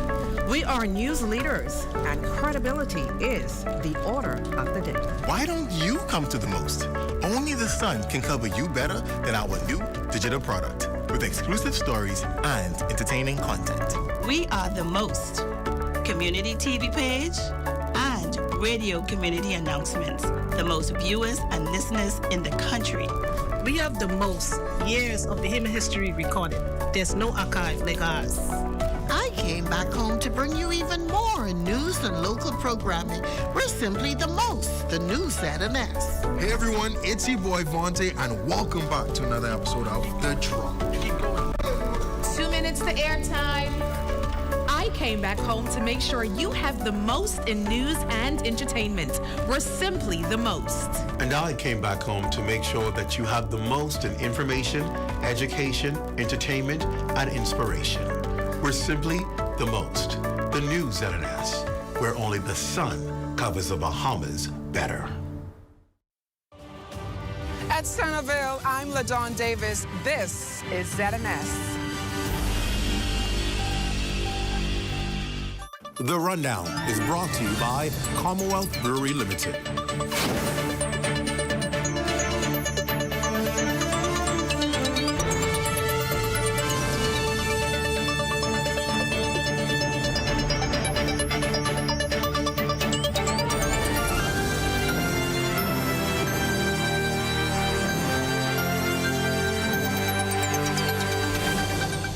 Good evening, everyone, and welcome to the show. It's the one expression of our culture that unites so many of us. The holidays just won't be the holidays without the coveted Junkanoo parades. And now the cultural expression is finding its way into just about every major holiday and event on the calendar. It's Junkanoo everywhere. But as for the late, Junkanoo has taken yet another hit with the split in one of the strongest groups in the sector in the history of Junkanoo, the Valley Boys. The Minister of Youth, Sports and Culture joined the list of those trying to intervene and bring a resolution, but still to no avail.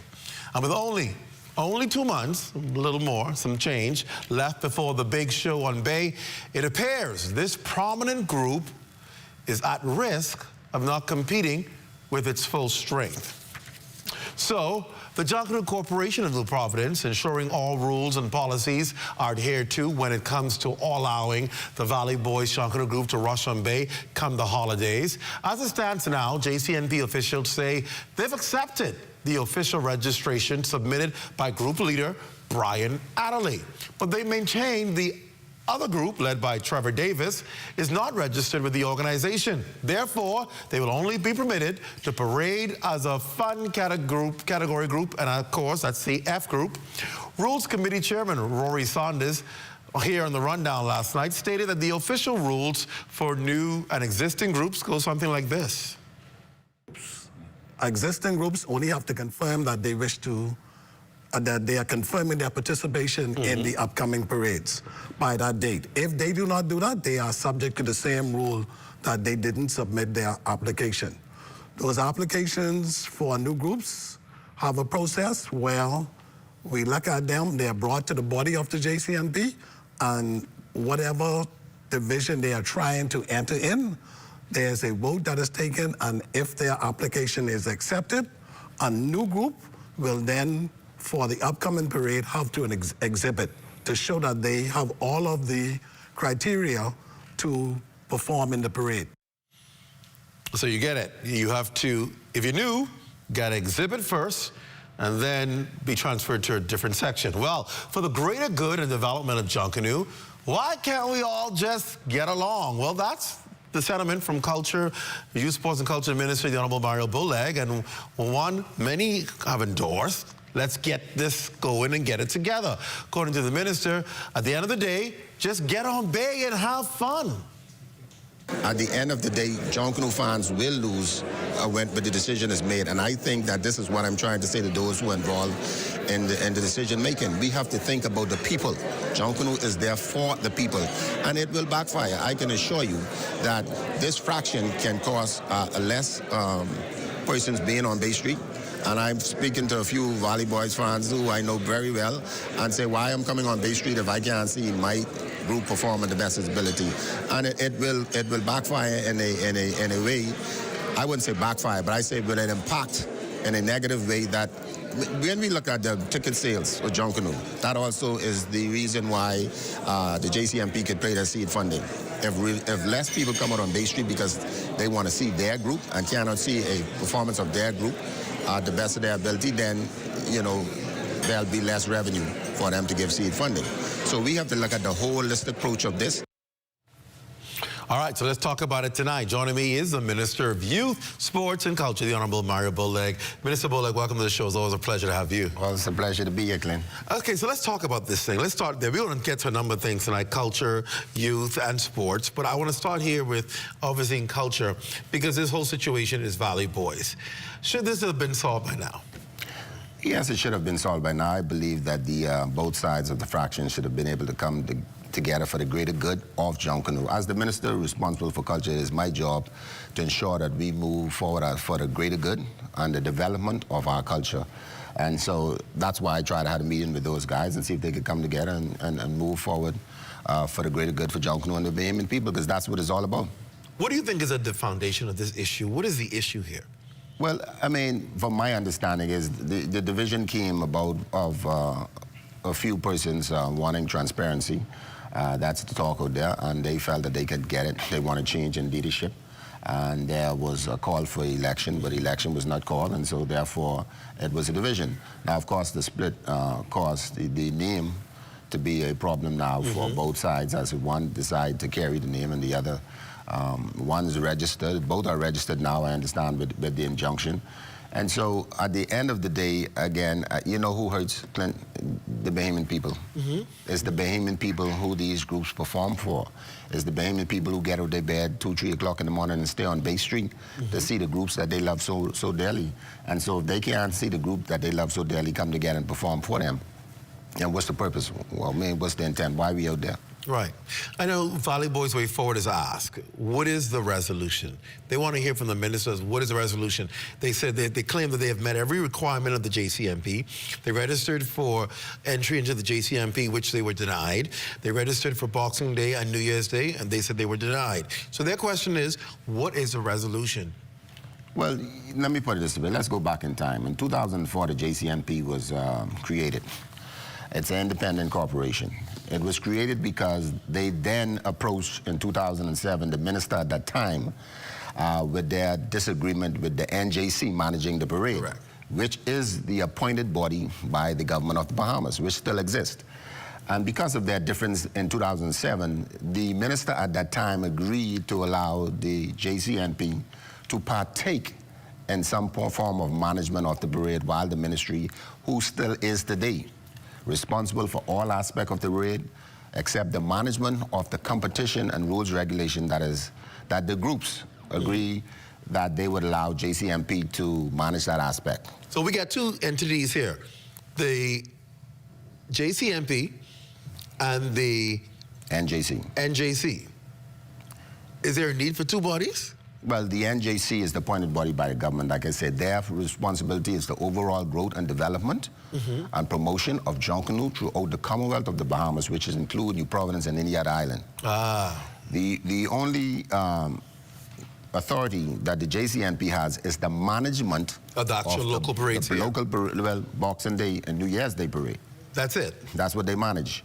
And that is because the group leaders decide back then that this will be the body that they all will join and be the spokesperson for them, and they will govern themselves by the rules and regulation by this body. And if that's the case, then that's the body who they determine will govern them. So that's not a government-appointed body? No, that's a body that is made of, they have election by all of the Junkanooers within the Junkanoo community. Do you believe there ought to be a review of that operation? Well, let me say this again. Originally, they were supposed to assist with the selection and training of the judges. The last physical agreement that was signed between the ministry and the JCNP, I think, was back in 2007 or 2011, if I'm not correct. But there has been no physical signed agreement between the Ministry of Youth, Sports and Culture and the JCNP. We respectfully move on a gentleman's agreement. And based on that gentleman's agreement, again, the parade management team should be selected of 15 persons. 7 of those persons are to be appointed by the Bahamas government, which is the Ministry of Youth, Sports and Culture. One of those persons comes from the downtown committee, and then you have, I think, it's about 6 or 7 that comes from the JCNP. I am not sure if we are operating in that capacity of ratio now as it relates to the parade management. And that is done for the fairness and transparency to all Junkanooers as it relates as they take part in these parades. And that's why that's the way it's supposed to be. And so we need to ensure that the management of the parade, the ratio for the NJC and the ministry, because the NJC chair should be the chair of the parade management team. But in the past, again, we allow things to go contrary, and now you find yourself in a position where the JCNP has more control than they should have had as it relates to the agreement. So if we go back to the agreement, there will be not just the Junkanooers who are involved in Junkanoo, because it's like you refereeing yourself. Right. And so I think for fairness, you have to have independent individuals in there from the other bodies who would allow transparency and fairness to the public. So that's why you don't hear no more, they rob us. So as minister, are you moving to make that happen, that they go back to what the original intent is, to have the presence of government appointed from ministry officials on that to bring some level of transparency? Will you move to make that happen again? Well, definitely, because that's the agreement. That's the gentleman agreement, and that's the last agreement was physically signed, and that's what we continue to work on. Again, there is no bad blood between the JCNP and the ministry on myself. We want to see Junkanoo move forward and move forward for the greater good and betterment of the Bahamian people. Again, Junkanoo is our #1 culture, and we have no time to be playing with it as a political football. And in some cases, people want to make it a political football. But again, the government of the Bahamas have decided to move away from being involved in the split and try to hope that they will allow themselves to solve out their differences or allow the court to make a decision on it, because we don't want to choose any side as it relates to the Valley Boys, because we believe that both sides has great intent to come out on Bay Street. They have passion for Junkanoo, and they want to go there and rush for the Bahamian people. And so it's just a matter of, both of them, in my opinion, and I continue to say this publicly, should be able to perform on Bay Street. And I mean, what is the problem of both of them performing, I said this before, as an A group? I know they have their rules that if you come in, one group should be, you have to go exhibition and all these other stuff. I understand that. And that's, again, the agreement made by the Junkanooers. So then I guess they have to abide by the rules that they accept themselves. Let's go to break. When we come back, I'm going to put the question to you that they put to us last night, and that is seed funding. You've made a bold move with the seed funding, giving both Category A funding. let you explain why you did that when we come back. You're watching The Rundown. We're back after this. Stay close.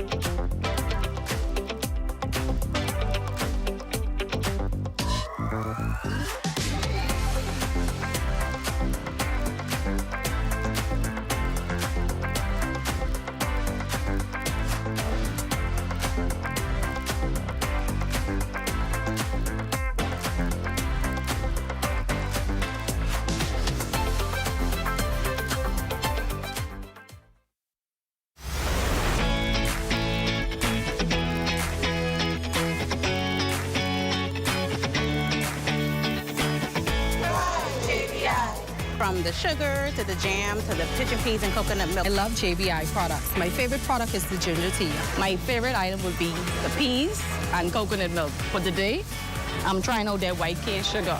I want to say, I've been buying this now for 5 years. It gives me a good kick in the morning. Whenever my mommy cooks, she must and will put the JBI corn inside my tuna and rice. Anytime I make my sky juice, I always use JBI condensed milk. It's really good. All of the products are exceptional. Try JBI. Happy anniversary, JBI. Happy 30th year anniversary, JBI. Happy 30th anniversary, JBI. Thank you, Bahamas.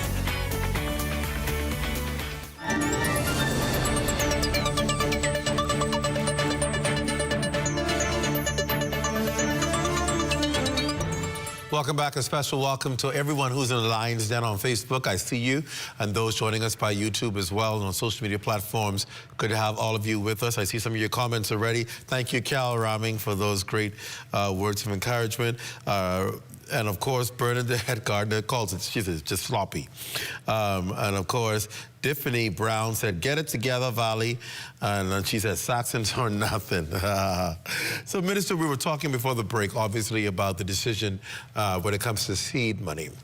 You made the decision to give both factions of the Valley Boys seed money of $30,000 each, which represents Category A seed funding. And then there was a concern as to those in the Category F groups saying, well, we don't get that kind of seed funding. How come they get that kind of seed funding and then in the F group? And then those in the A group saying, well, if they're getting $30,000 in the F group, why aren't we getting more? And so the concern by JCMP was, well, they felt the minister shouldn't have done that. He felt they shouldn't have interfered and given that. Why did you make the decision to give both factions the seed money? Well, let me first say, let's go back to, I spoke about the agreement, the gentleman's agreement. It has always been the sole discretion of the minister and the Ministry of Youth, Sports and Culture to determine whether we should give a group $1 or not. It's not the JCMP that dictates to the ministry or the government on seed funding. We decide to give seed funding based on the recommendation by the JCNP, based on the categories of groups, if the government have the money. If the government don't have the money, we can reduce that amount if we have to. There's nothing else in store that we must give any of them anything. But they talk about it. I'm going to move away from the Valley Boys and come back to that. Right. The prodigal sons did not show up on Bay Street last year. I asked them to turn the funds. They returned the funds, and now we was able to give them their funding this year because they abide and complied by what we asked them to do. There were 4 B groups that did not show up on Bay Street who did not get any seed funding this year, but nobody talks about that. Interesting. All right? 4 groups against seed funding in B groups. They did not get because they did not show up on Bay Street last year. When the government gives you money, you need to account for it and tell us what you do with the money. Each group signs a contract that when they come on, that they will come on Bay Street for 2 parades when we give you this money. And if you don't show up, Clint, I want my money back. And so that's what we did. I want my money. All right? So now let's go back to the Valley Boys. With the view of understanding that both, and I'm glad I'm here, Clint, because there was too much untruth in the media and in social media out there of what the situation is. With the view of understanding that both of these fractions were preparing themselves to go to Bay Street with the capacity as an A group, with the government not wanting to side, which people wanted us to side, we decided to step out the way and say, okay, we will just give both seed funding or give non-seed funding, all right? Again, no one can dictate to the government who to give the money to. Correct. You just take it out your mind, all right? We determines that. So we decided that we would give both seed funding. Up to this day, we have not given any seed funding, not one. Not one of them have received seed funding from the government as yet, all right? I am being advised by the Attorney General, as I always been advised. And at this time, we will continue to hold seed funding. So none of the Valley Boys have gotten this 30,000 yet? No, not one. And we don't want, there's no organization or group can demand the government to give seed funding to anybody or more. You sign a contract when you got that seed funding. The contract say you show up on Bay Street. If you don't show up, and those who don't want to come, they don't need to come. All they need to do is return my money, because I come in for it. As simple as that. So have you withheld the seed funding because of the legal? Because of the injunction and legal ramification, we decide to hold the seed funding, and we hold firm on that. And again, it's my job to protect the culture of this country and to try and ensure that the Bahamian people enjoy the culture as its best. And so we don't want to get caught up in this back and forth and who likes who. The facts remains, and some people don't like to know the truth. And the truth needs to be said, and the truth will always set you free. And I'm not here to please anyone. I'm here to speak the facts and move forward in life. Let's talk about Junkanoo itself, the entire industry of Junkanoo. We see it continuing to grow. We now see, like I said in the opening, Junkanoo almost at every festival or holiday. We're now seeing it incorporated in culture and in events, representing every hotel pretty much has it when they have guests come in. It's spreading now. What is the goal, the end goal of Junkanoo? Is it to be something that people, if they want to make it their full-time thing, they can do it and make money from it? You know, I spoke about the ministry and the NJC responsibilities, the overall growth and development and exposure of Junkanoo throughout the Commonwealth of the Bahamas. When I first sit in this chair and I met with persons from all of the various Junkanoo corporations or leaders from the family islands, the whole intent is to make Junkanoo a business for these young men and women who partake inside these parades. You spend a lot of money on these costumes and then you put it aside or you leave it on Bay Street, and when you look at it, that's $2,500, $1,500 just gone to waste. And so we want to be able to have museums and stuff that these costumes could be put on display and be able to, when tourists come in, if tourists go pay to go in a museum, if they pay $5 to enter and your costume in there, maybe the museum take $3, but they give you $1 for your costume. Correct. So per person coming in. So these are the ideas we want to do, but I want to pivot a bit on the history made in Grand Bahama. We decide to move Junkanoo from the 1st, which they share with New Providence, to the 9th, which now now they become, Junkanoo becomes held on the 9th of January. Which is majority rule and eve. The eve of majority rule, so they bring into the holiday. And what the idea was, when I came up with that, and I shared it with the Minister of Grand Bahama, was to make that a weekend of festivity, where you have Junkanoo, you bring in the holiday morning, you do your normal tradition as you do for Majority Rule Day. The evening, you go on Tino Beach. We're going to have live Bahamian concerts all through the night. And then you're going to have another entertainer from out of country. And so we want Nasuvians and persons from all over the Bahamas, who normally goes to some sort of regatta, to use that as an economic boost to Grand Bahama. And so we have to use Junkanoo, not just for the culture itself, but we know the mere fact that those groups will be able to have a little assistance from New Providence Junkanooers, and everybody can want to go down there, but we want to make it an entertaining weekend. And so that is history made, and nobody talks about that.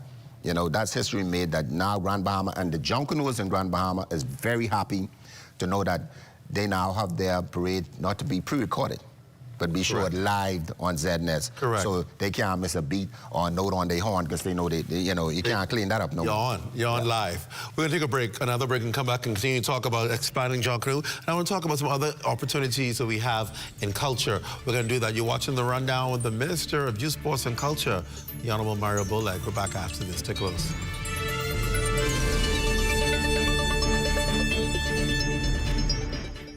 Grand Bahama, Sunday, October 13th. Due to the logistics and unstable weather pattern, we had to take it inside the Grand Lacan Ballroom. I'm a boatman.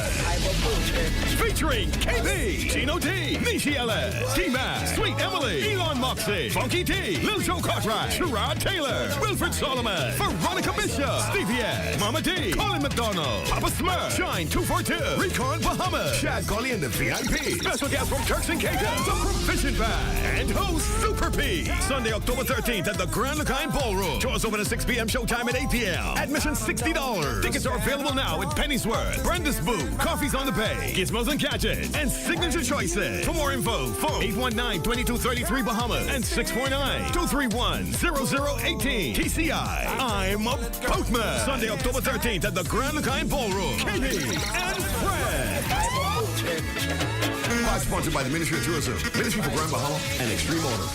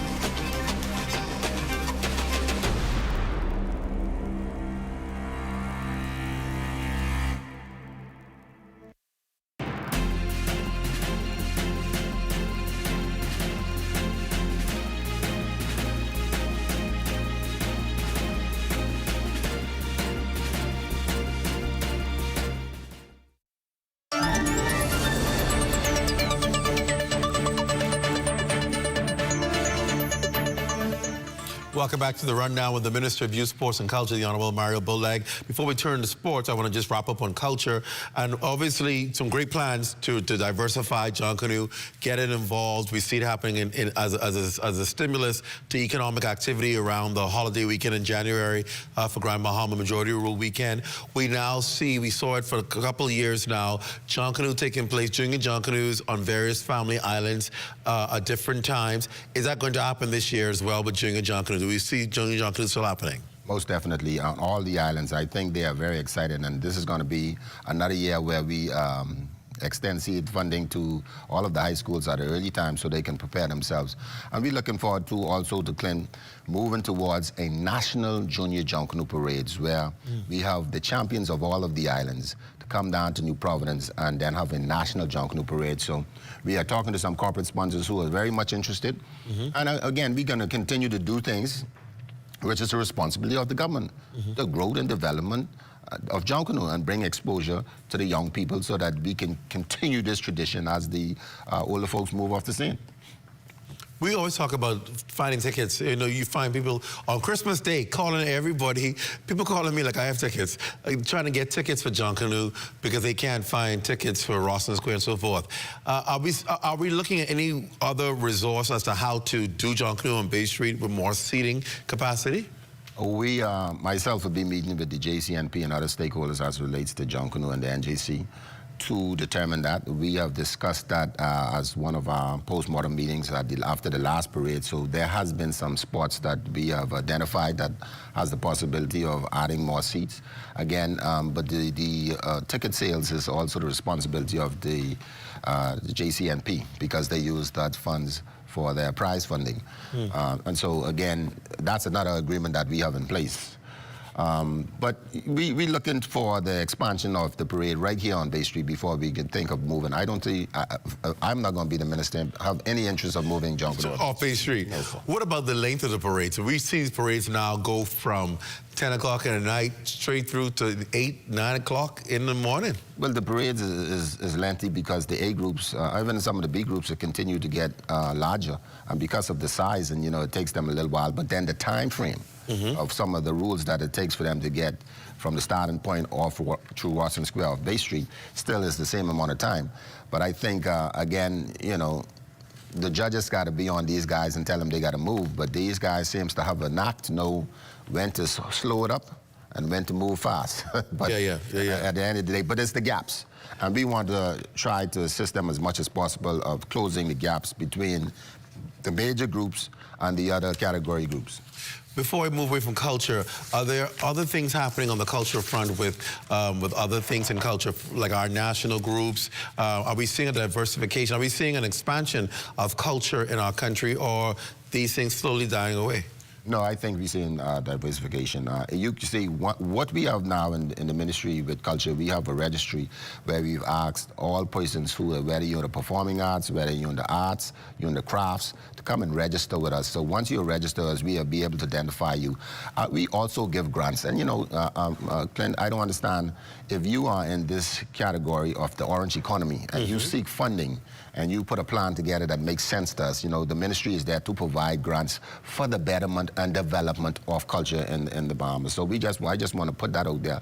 But all aspects of culture is very important to us, and we continue to focus on it and to develop it the best way we can. I think we may have to do a better job of putting some information out there, so marketing of what we are doing, so persons can understand that the Ministry of Youth, Sports and Culture door is open for everyone as it relates to the orange economy. All right, so let's take some comments from the Lions Den.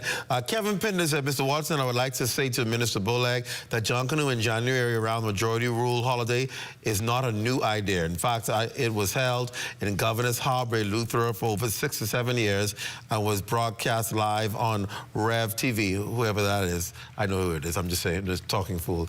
They failed to provide funding for it to continue here in Eleuthera and has now moved it to Grand Bahama.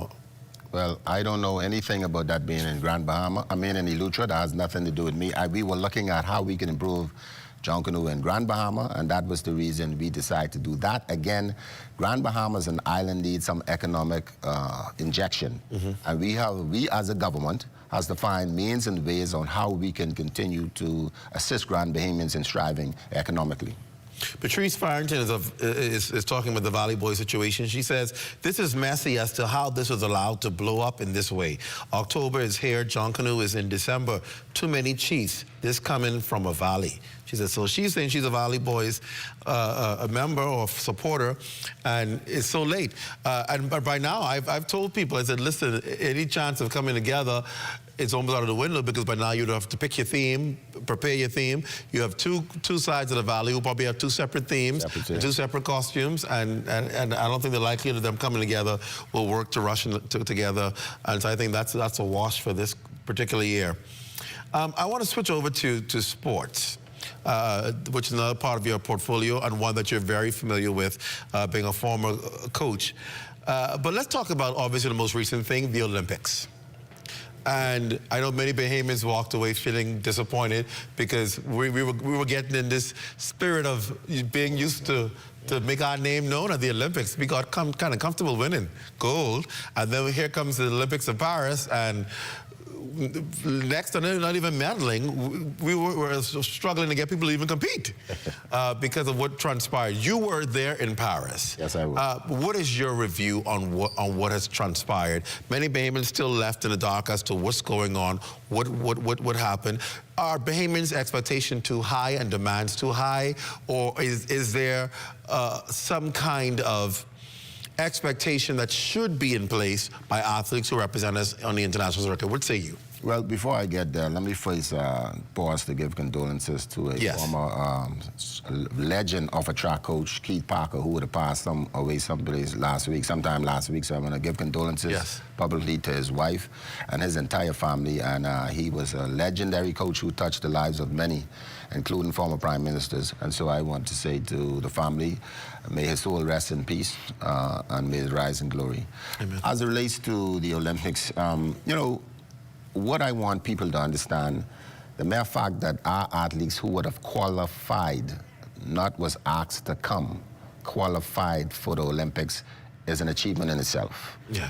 I did not leave Paris feeling down or sorry for our athletes or the country. I felt that we did quite well and we performed to the best of our ability as we could at that time.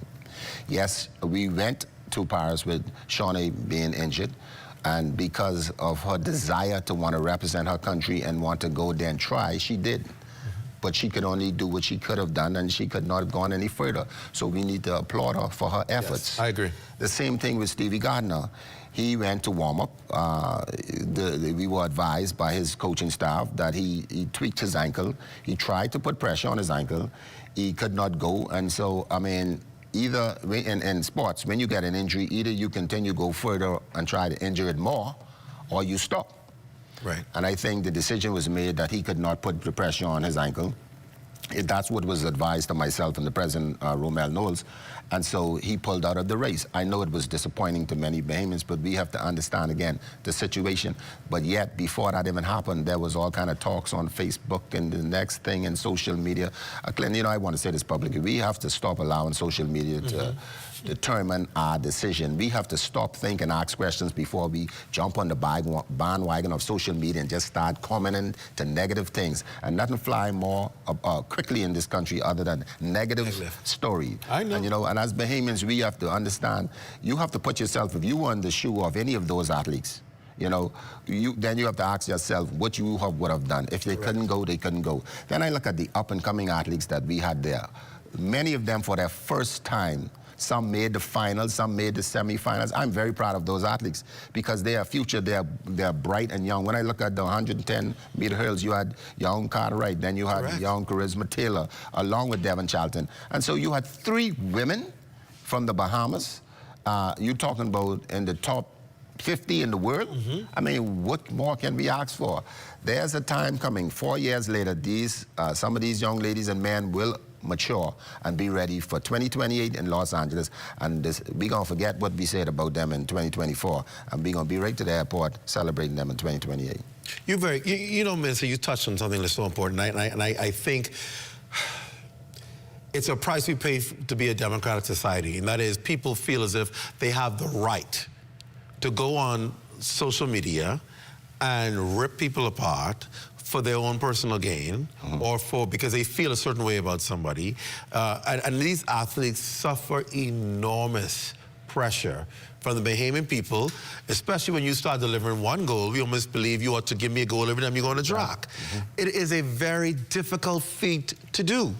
And for a country our size, when it does happen, it is amazing.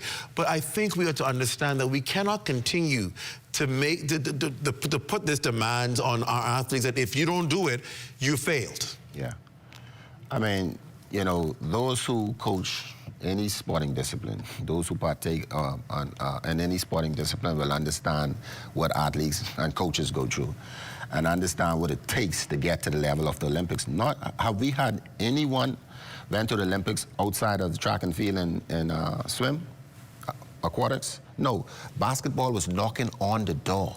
I was about to bring that up just... You know, they were knocking on the door, and it took years. I was part of that development when I was the president of the Basketball Federation, when I was the first coach when we started performing at the World Cup qualifiers and America Cup qualifiers, and we would come home and get beat by 20 and 30 points, and we will get booed. You know, Bahamians, they're going to boo you. But guess what? They were learning experience that allow us to know which players could perform at which level. And as time goes on, we began to say, okay, we need to go for this player. We need to move here. We need to move there. And we start shuffling the deck until we get the team that is close to knocking on the door. And we're going to continue to shuffle the deck until we get a team that walks into the Olympics. So it takes time to build. And so many people complain and have negative things to say, but they only see the final product. They don't even know what you do to get there. Right. And that's what disappoints me most as a minister when it comes to the negative things that would be saying about athletes, or even in culture, or anything as relates to my ministry, or even to me myself. But you know, things don't bother me. It depends on who's saying it. You know, and if you ain't saying it, if you saying it, and I know you have an agenda, it don't make no exactly. I feel you, Minister. So let's do a prediction. So you believe Los Angeles Olympics? Are we gonna have a basketball team? I believe so, and I do believe by Los Angeles Olympics, these same track athletes that did not qualify, that did not get a medal, will be coming home with a medal. Charisma Taylor is one who I have my eyes on, who I think has every aspect that it needs to develop to become a gold medalist in a race. All right, we're gonna go to break. I want to continue with sports when we come back. We want to deal with how do we reward our athletes. We saw an Olympian in the news this week talking about taking 24 years to get our house built. Let's talk about that. You're watching The Rundown. We're back after this. Stay close.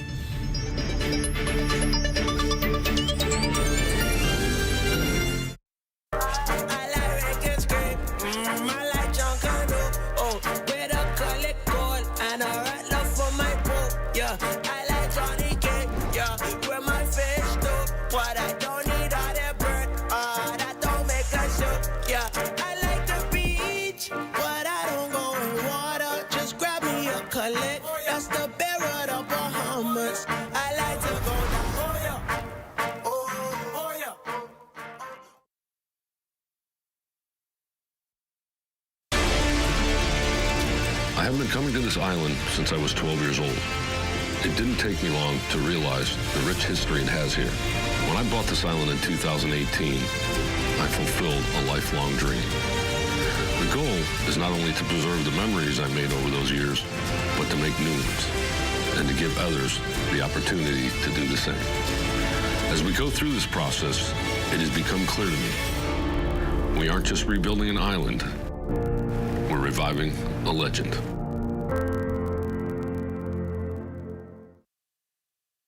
Hey, what's up, Mario? Hey, Dale, what's going on? Have you seen ZNS new digital platforms? No. Let me go check it out.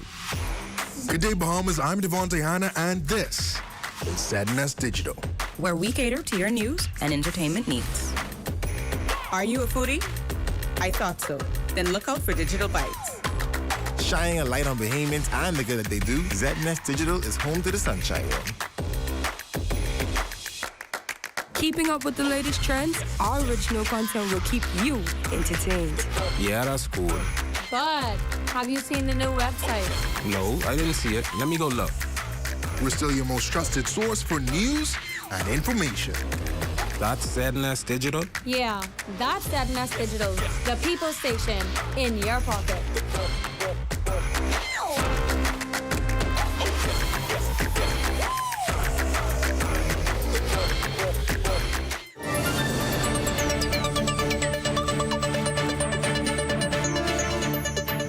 Welcome back to The Rundown, talking to the Minister of Youth, Sports and Culture about just that, youth, sports and culture. We're now on sports. But let's get some comments from the Lions Den. Some comments, it's buzzing tonight. Marianne Ferguson says, Minister Bowleg, I love how you cleared the air on the seed money. The right thing you did not to issue the seed money to anyone. Rosina Clark Turner says, is there a national training program for Bahamian athletes? I'll let you take that, Minister. You want to answer that now? Yes. Oh, yeah, there is a national training program we have just established a national training program with the B3As as it relates to their athletes in preparation for every Olympic cycle. There are also national training programs for the various sporting disciplines. It depends on the federation itself. It's not for all disciplines, but some federations, and you can tell by the federations that is advancing to that level, they have national training programs. All right, then the government needs to sort out this mess with the Golden Girls. Minister, please see that our heroes get to lay their head on from those properties. It's not right. It's sad. And someone else says, I agree. Someone else says, Minister Bullock, please ensure that our athletes are rewarded more when they win, not just the Olympics. Devin should have gotten more than she got. All right, so let's start right there. Let's talk about that. All right, because that came up when you announced what was legislated for people who win international titles. Explain why she was only awarded after breaking a world record. It was a $10,000? $10,000. Yes. Well, I'm again happy for this opportunity. In the sports policy only speaks to awarding persons who win medals at the world outdoor or at the Olympics. When Devin first got her world record, it was an indoor event. So the sports policy in the country doesn't speak to that. And so therefore, by rights, she didn't have to been awarded $1. But being the minister that I am and having the director that I have, we said, okay, my director came to me and said, Minister, ain't nothing in the sports policy speaks about indoors, and we need to upgrade the sports policy. We were already in the process of upgrading the sports policy, and so now we're going to upgrade the sports policy that encompass all competition at all levels. And so with the recommendation from the B3As and the Olympic Committee, the dollar value which should be given to any athlete that would perform or break a record at whichever event is now going to be retroactive. So while we give her that 10 then, that didn't mean that was it for her. We explained that to Devin. But let me say to the public, there was nothing in the policy for us to give her anything. There was only the Olympics and at the world level. So giving her that 10 was just to say a little token. And I did say a little token. I did use those words. You could print the speech from the House. Just to say thank you, because we did not want to start a precedence of giving her a dollar amount which might have been more than the Olympians. Correct. Or less than what she should have get. And so we want to make sure we played it safe and give her 10. I know, and again, we get a lot of slack for that. Again, negative all over Facebook. Oh, they only given $10,000, but they didn't understand that according to the policy, I wasn't obligated to give her nothing. All, right. Right. But we understand what she did, and once the new policy passes, whatever it is that she required, we'll ensure that she gets that. Is there a policy if people look at Olympic gold medals that they get property? Yes. $50,000 for a gold medal, and then they get a property, right? So, or $40,000 actually, and then they get a property. Now, in 2000, I think that's when the Golden Girls won the medal, and they were afforded that property out west. As far as I am aware, when this government came into power, with Minister Sayers as the Minister of Works, that Ramon Miller, who then was the only Golden Knight, along with the Golden Girls, who has property in that area, started to build his home. Right. His home is finished. He's now in his home. He came to me and said that, it's difficult for him to get the infrastructure in place. The government put in the infrastructure. That's why Ramon Miller is residing there right now. Now, I know that there was a cry about access to the property from West Bay Street and another access from the Gambia Village area. And so there are access to the property. I think the government, again, would have agreed to provide the athletes with the funding and the property as they agreed. It's up to the athlete to go now and build the house. It was never in policy that the government will provide you with funding, with the property, and build your house. Now, if that's something you think we should put in, if the Bahamian people think that's what we should put in, and then we need to start building every Bahamian house like that. But that's we do that, and we call that low-cost home through the Department of Housing.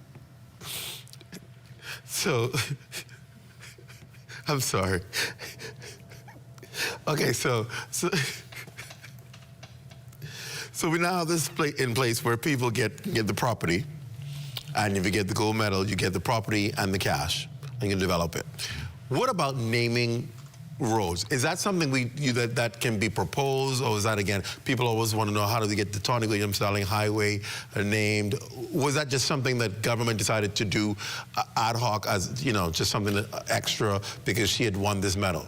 At that time, I think the minister then, was Neville Wisdom. or the Honorable Neville Wisdom, who would have made a decision or took the request to Cabinet and got an approval to do such thing. There were persons who felt that it was too quick and that we should have waited. But again, a decision was made and it happened. I think Shawnee has achieved tremendous success in the 400 meters. To this date, the most decorated female track and field athlete in the country at this time. Taking nothing away from all the hard work from Tony and all of the other athletes would have performed in the past. But at the end of the day, she doesn't have a street name after her. No. The question asks, should we name a street after her? I mean, I don't know. But again, I think we must take our time because there may be one who even greater than her comes along the way. Right. And so we have to make sure that when we take the steps to award these athletes, we do it in a way that that sets a standard for upward mobility, but at the same time, not something that is done ad hoc and cause problems later on in life. But we got some streets that we can name after people. I mean, we could get rid of names like Chokeneck Alley and put a proper name there. Broom Street. I mean, we could change some things. But you don't want to take your gold medal athletes and put them through the corner. They want Main Street. They want Main Street. Trying to get a highway. I guess Sean H. deserves an island. Who knows? All right. So let's talk about subvention. That's the last part of sports I want to get to. Subventions. How are subventions determined, and who gets them? Well, recommendation of subvention comes to the ministry, to the director of sports and myself, based on the recommendation from the various federations. There are two tiers of subvention. You have the development, then you have the elite athlete subvention. This year, we have increased our subvention from 1.4 million to 2.4 million. And that's because the amount of athletes, Bahamian athletes now performing at the level of subvention, and the cry from the various federations to ensure that these athletes obtain subvention for their greater development and for their greater performance and excellent performance on the national and international stage. We had to increase subvention, and so this government is very much for our elite athletes. We understand what sports can do for our athletes and this country at large because it gives us exposure and promotion that we can't pay for. And so the funds we put in these athletes now is to ensure that, again, we're looking at 2028. The preparation for 2028 has already started, and so these subvention is used for these athletes to sustain themselves financially for their development and practice and stuff that they need. Do we have a number of how many people are on subvention? Throughout the entire sports I can't say right now, but I know it's a large amount. I looked at the list the other day and I was just strolling, so I was... Wow. So, how many people are on subvention? Yes. All right, interesting. We're going to go to a break. When we come back, we're going to talk about youth. This is Youth Month, and joining us at the table with the minister will be the Director of Youth. And we're going to talk about Youth Month and what's going on for our young people in the country and what you can expect this week. Watching me on the, watching the rundown. We're back after this.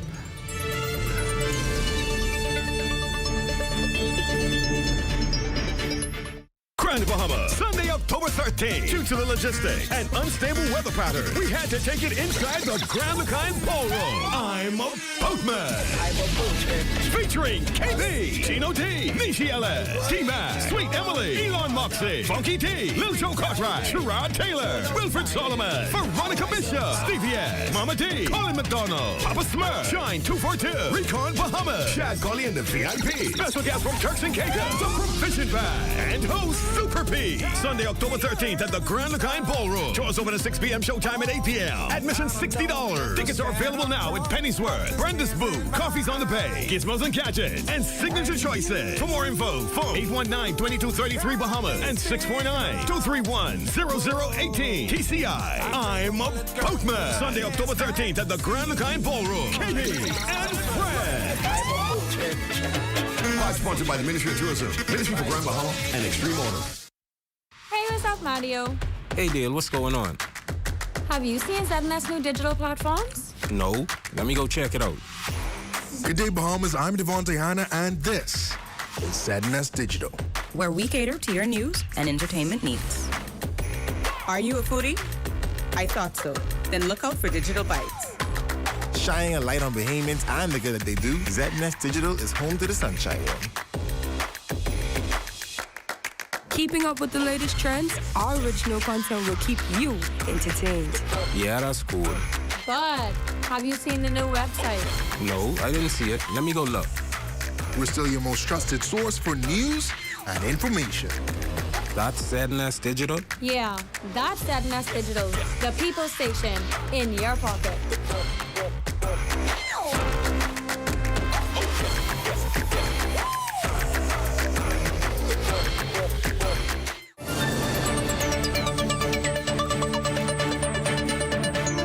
Welcome back to the Rundown. Let's get some more comments from the lines before we go on to our last topic.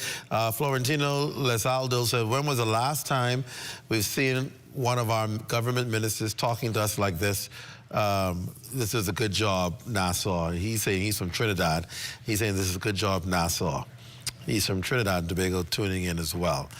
Okay. Somebody asked, and I thought it was a good point to make, how do people get on subvention? Explain how do you get on subvention before we go on to youth. Well, persons, again, the recommendations comes from the various sporting federations.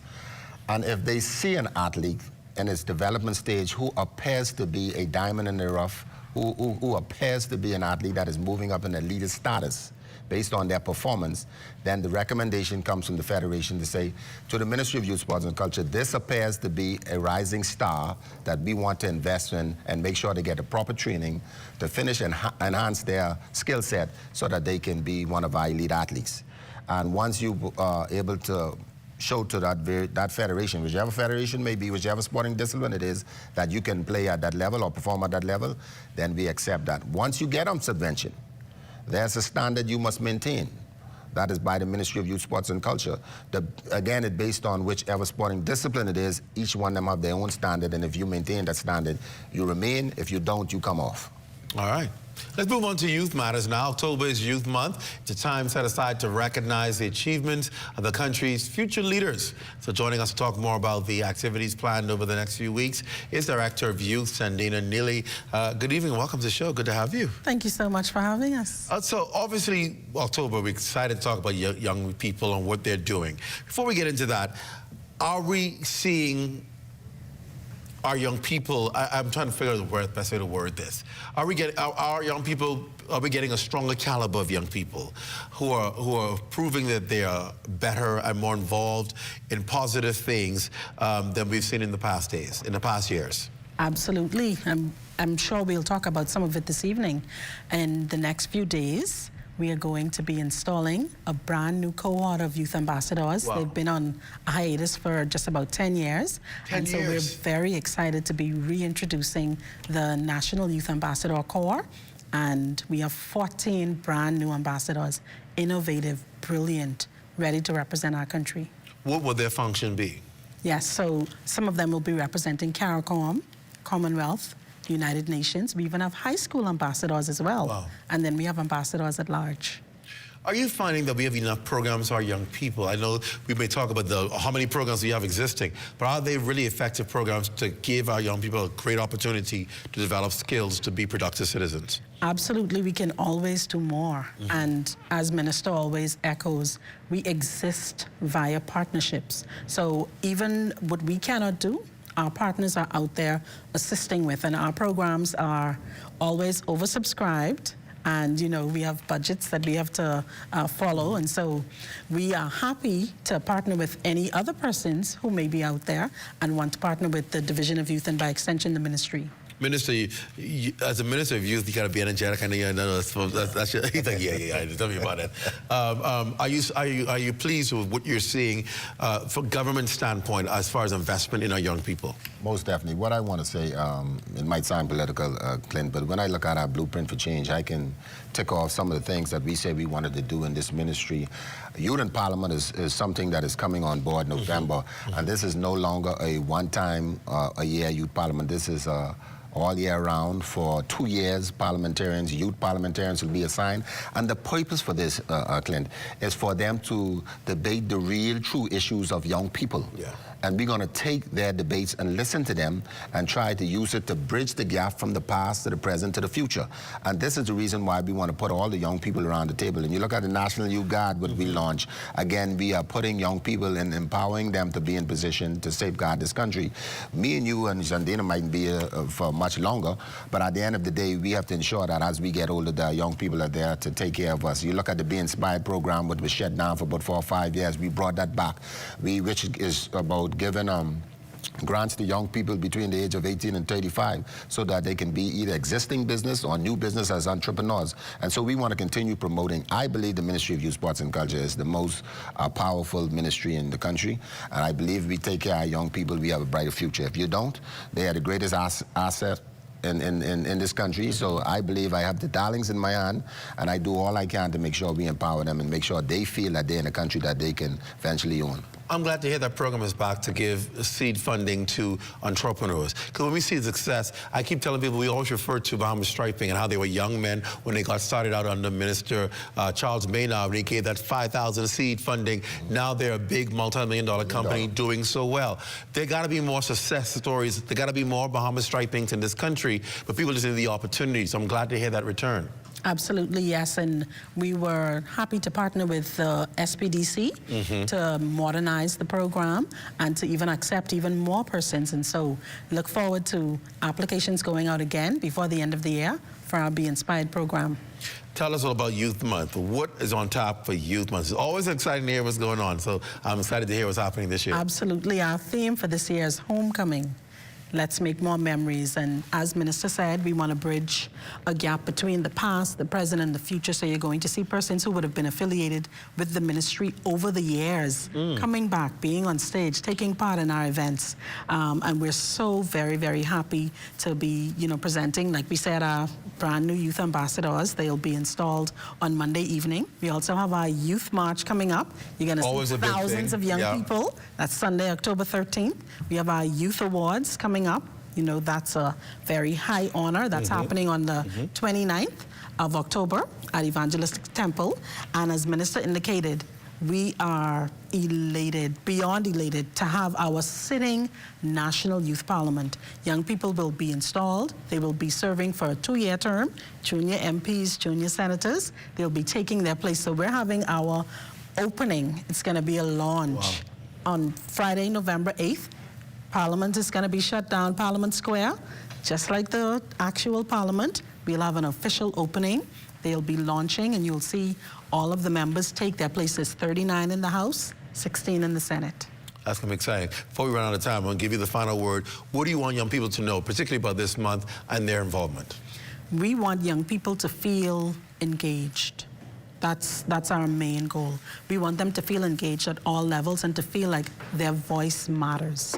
And so the Division of Youth is their home. We want them to come to our offices, come to our events, and join us as we continue to invite them home. Good stuff. Minister, I'll give you the final word. Youth, Sports, and Culture, next 2 years of this administration, what can people expect? Well, one thing we want to do is pass the youth policy, something we've been talking about for years. It's now 51 years, and now we are in the final stage where surveys are going on with the young people, and we getting their input. And the youth policy is really there to have a common and mutual understanding for the development of youth with our stakeholders and individuals on how we strategize the plans to make sure that these programs affect our young people, to empower them, and also provide an environment for them to be empowered. And so that is something I want to make sure before my tenure is up for the second term, that we pass that youth policy. All right, sounds good. Minister, thank you for being here. Sandina Neely, thank you for being here. And we certainly appreciate all of the information and efforts. I want to thank our sponsors, Jamaica Bahama Imports, Collect, the I Am a Boatman concert with KB and Friends, CBS, Little Caesars Pizza, Ace Hardware, the Small Business Development Center, and of course, Bamboo Shock Express. If your company name is not on there, you're doing something wrong. Give us a call tomorrow so you can hear your name and be a sponsor on this. Before I go, I got to say happy birthday to Mr. 8K Chicken Bar. Come here. You coming in front of the camera. Come here. This is our floor director. He's celebrating a birthday. Come right here behind his desk. We're going to show you on television. He's celebrating all day. He was acting like it wasn't his birthday. You thought we didn't know. Happy birthday to you, Aiken, and wishing you all the best. Royston Jones is in the house preparing for the 11 o'clock news. And so you want to join him at 11 o'clock tonight. That's our show. Thanks so much for joining us. For all of us here at ZNS, I'm Clint Watson. Have a good night.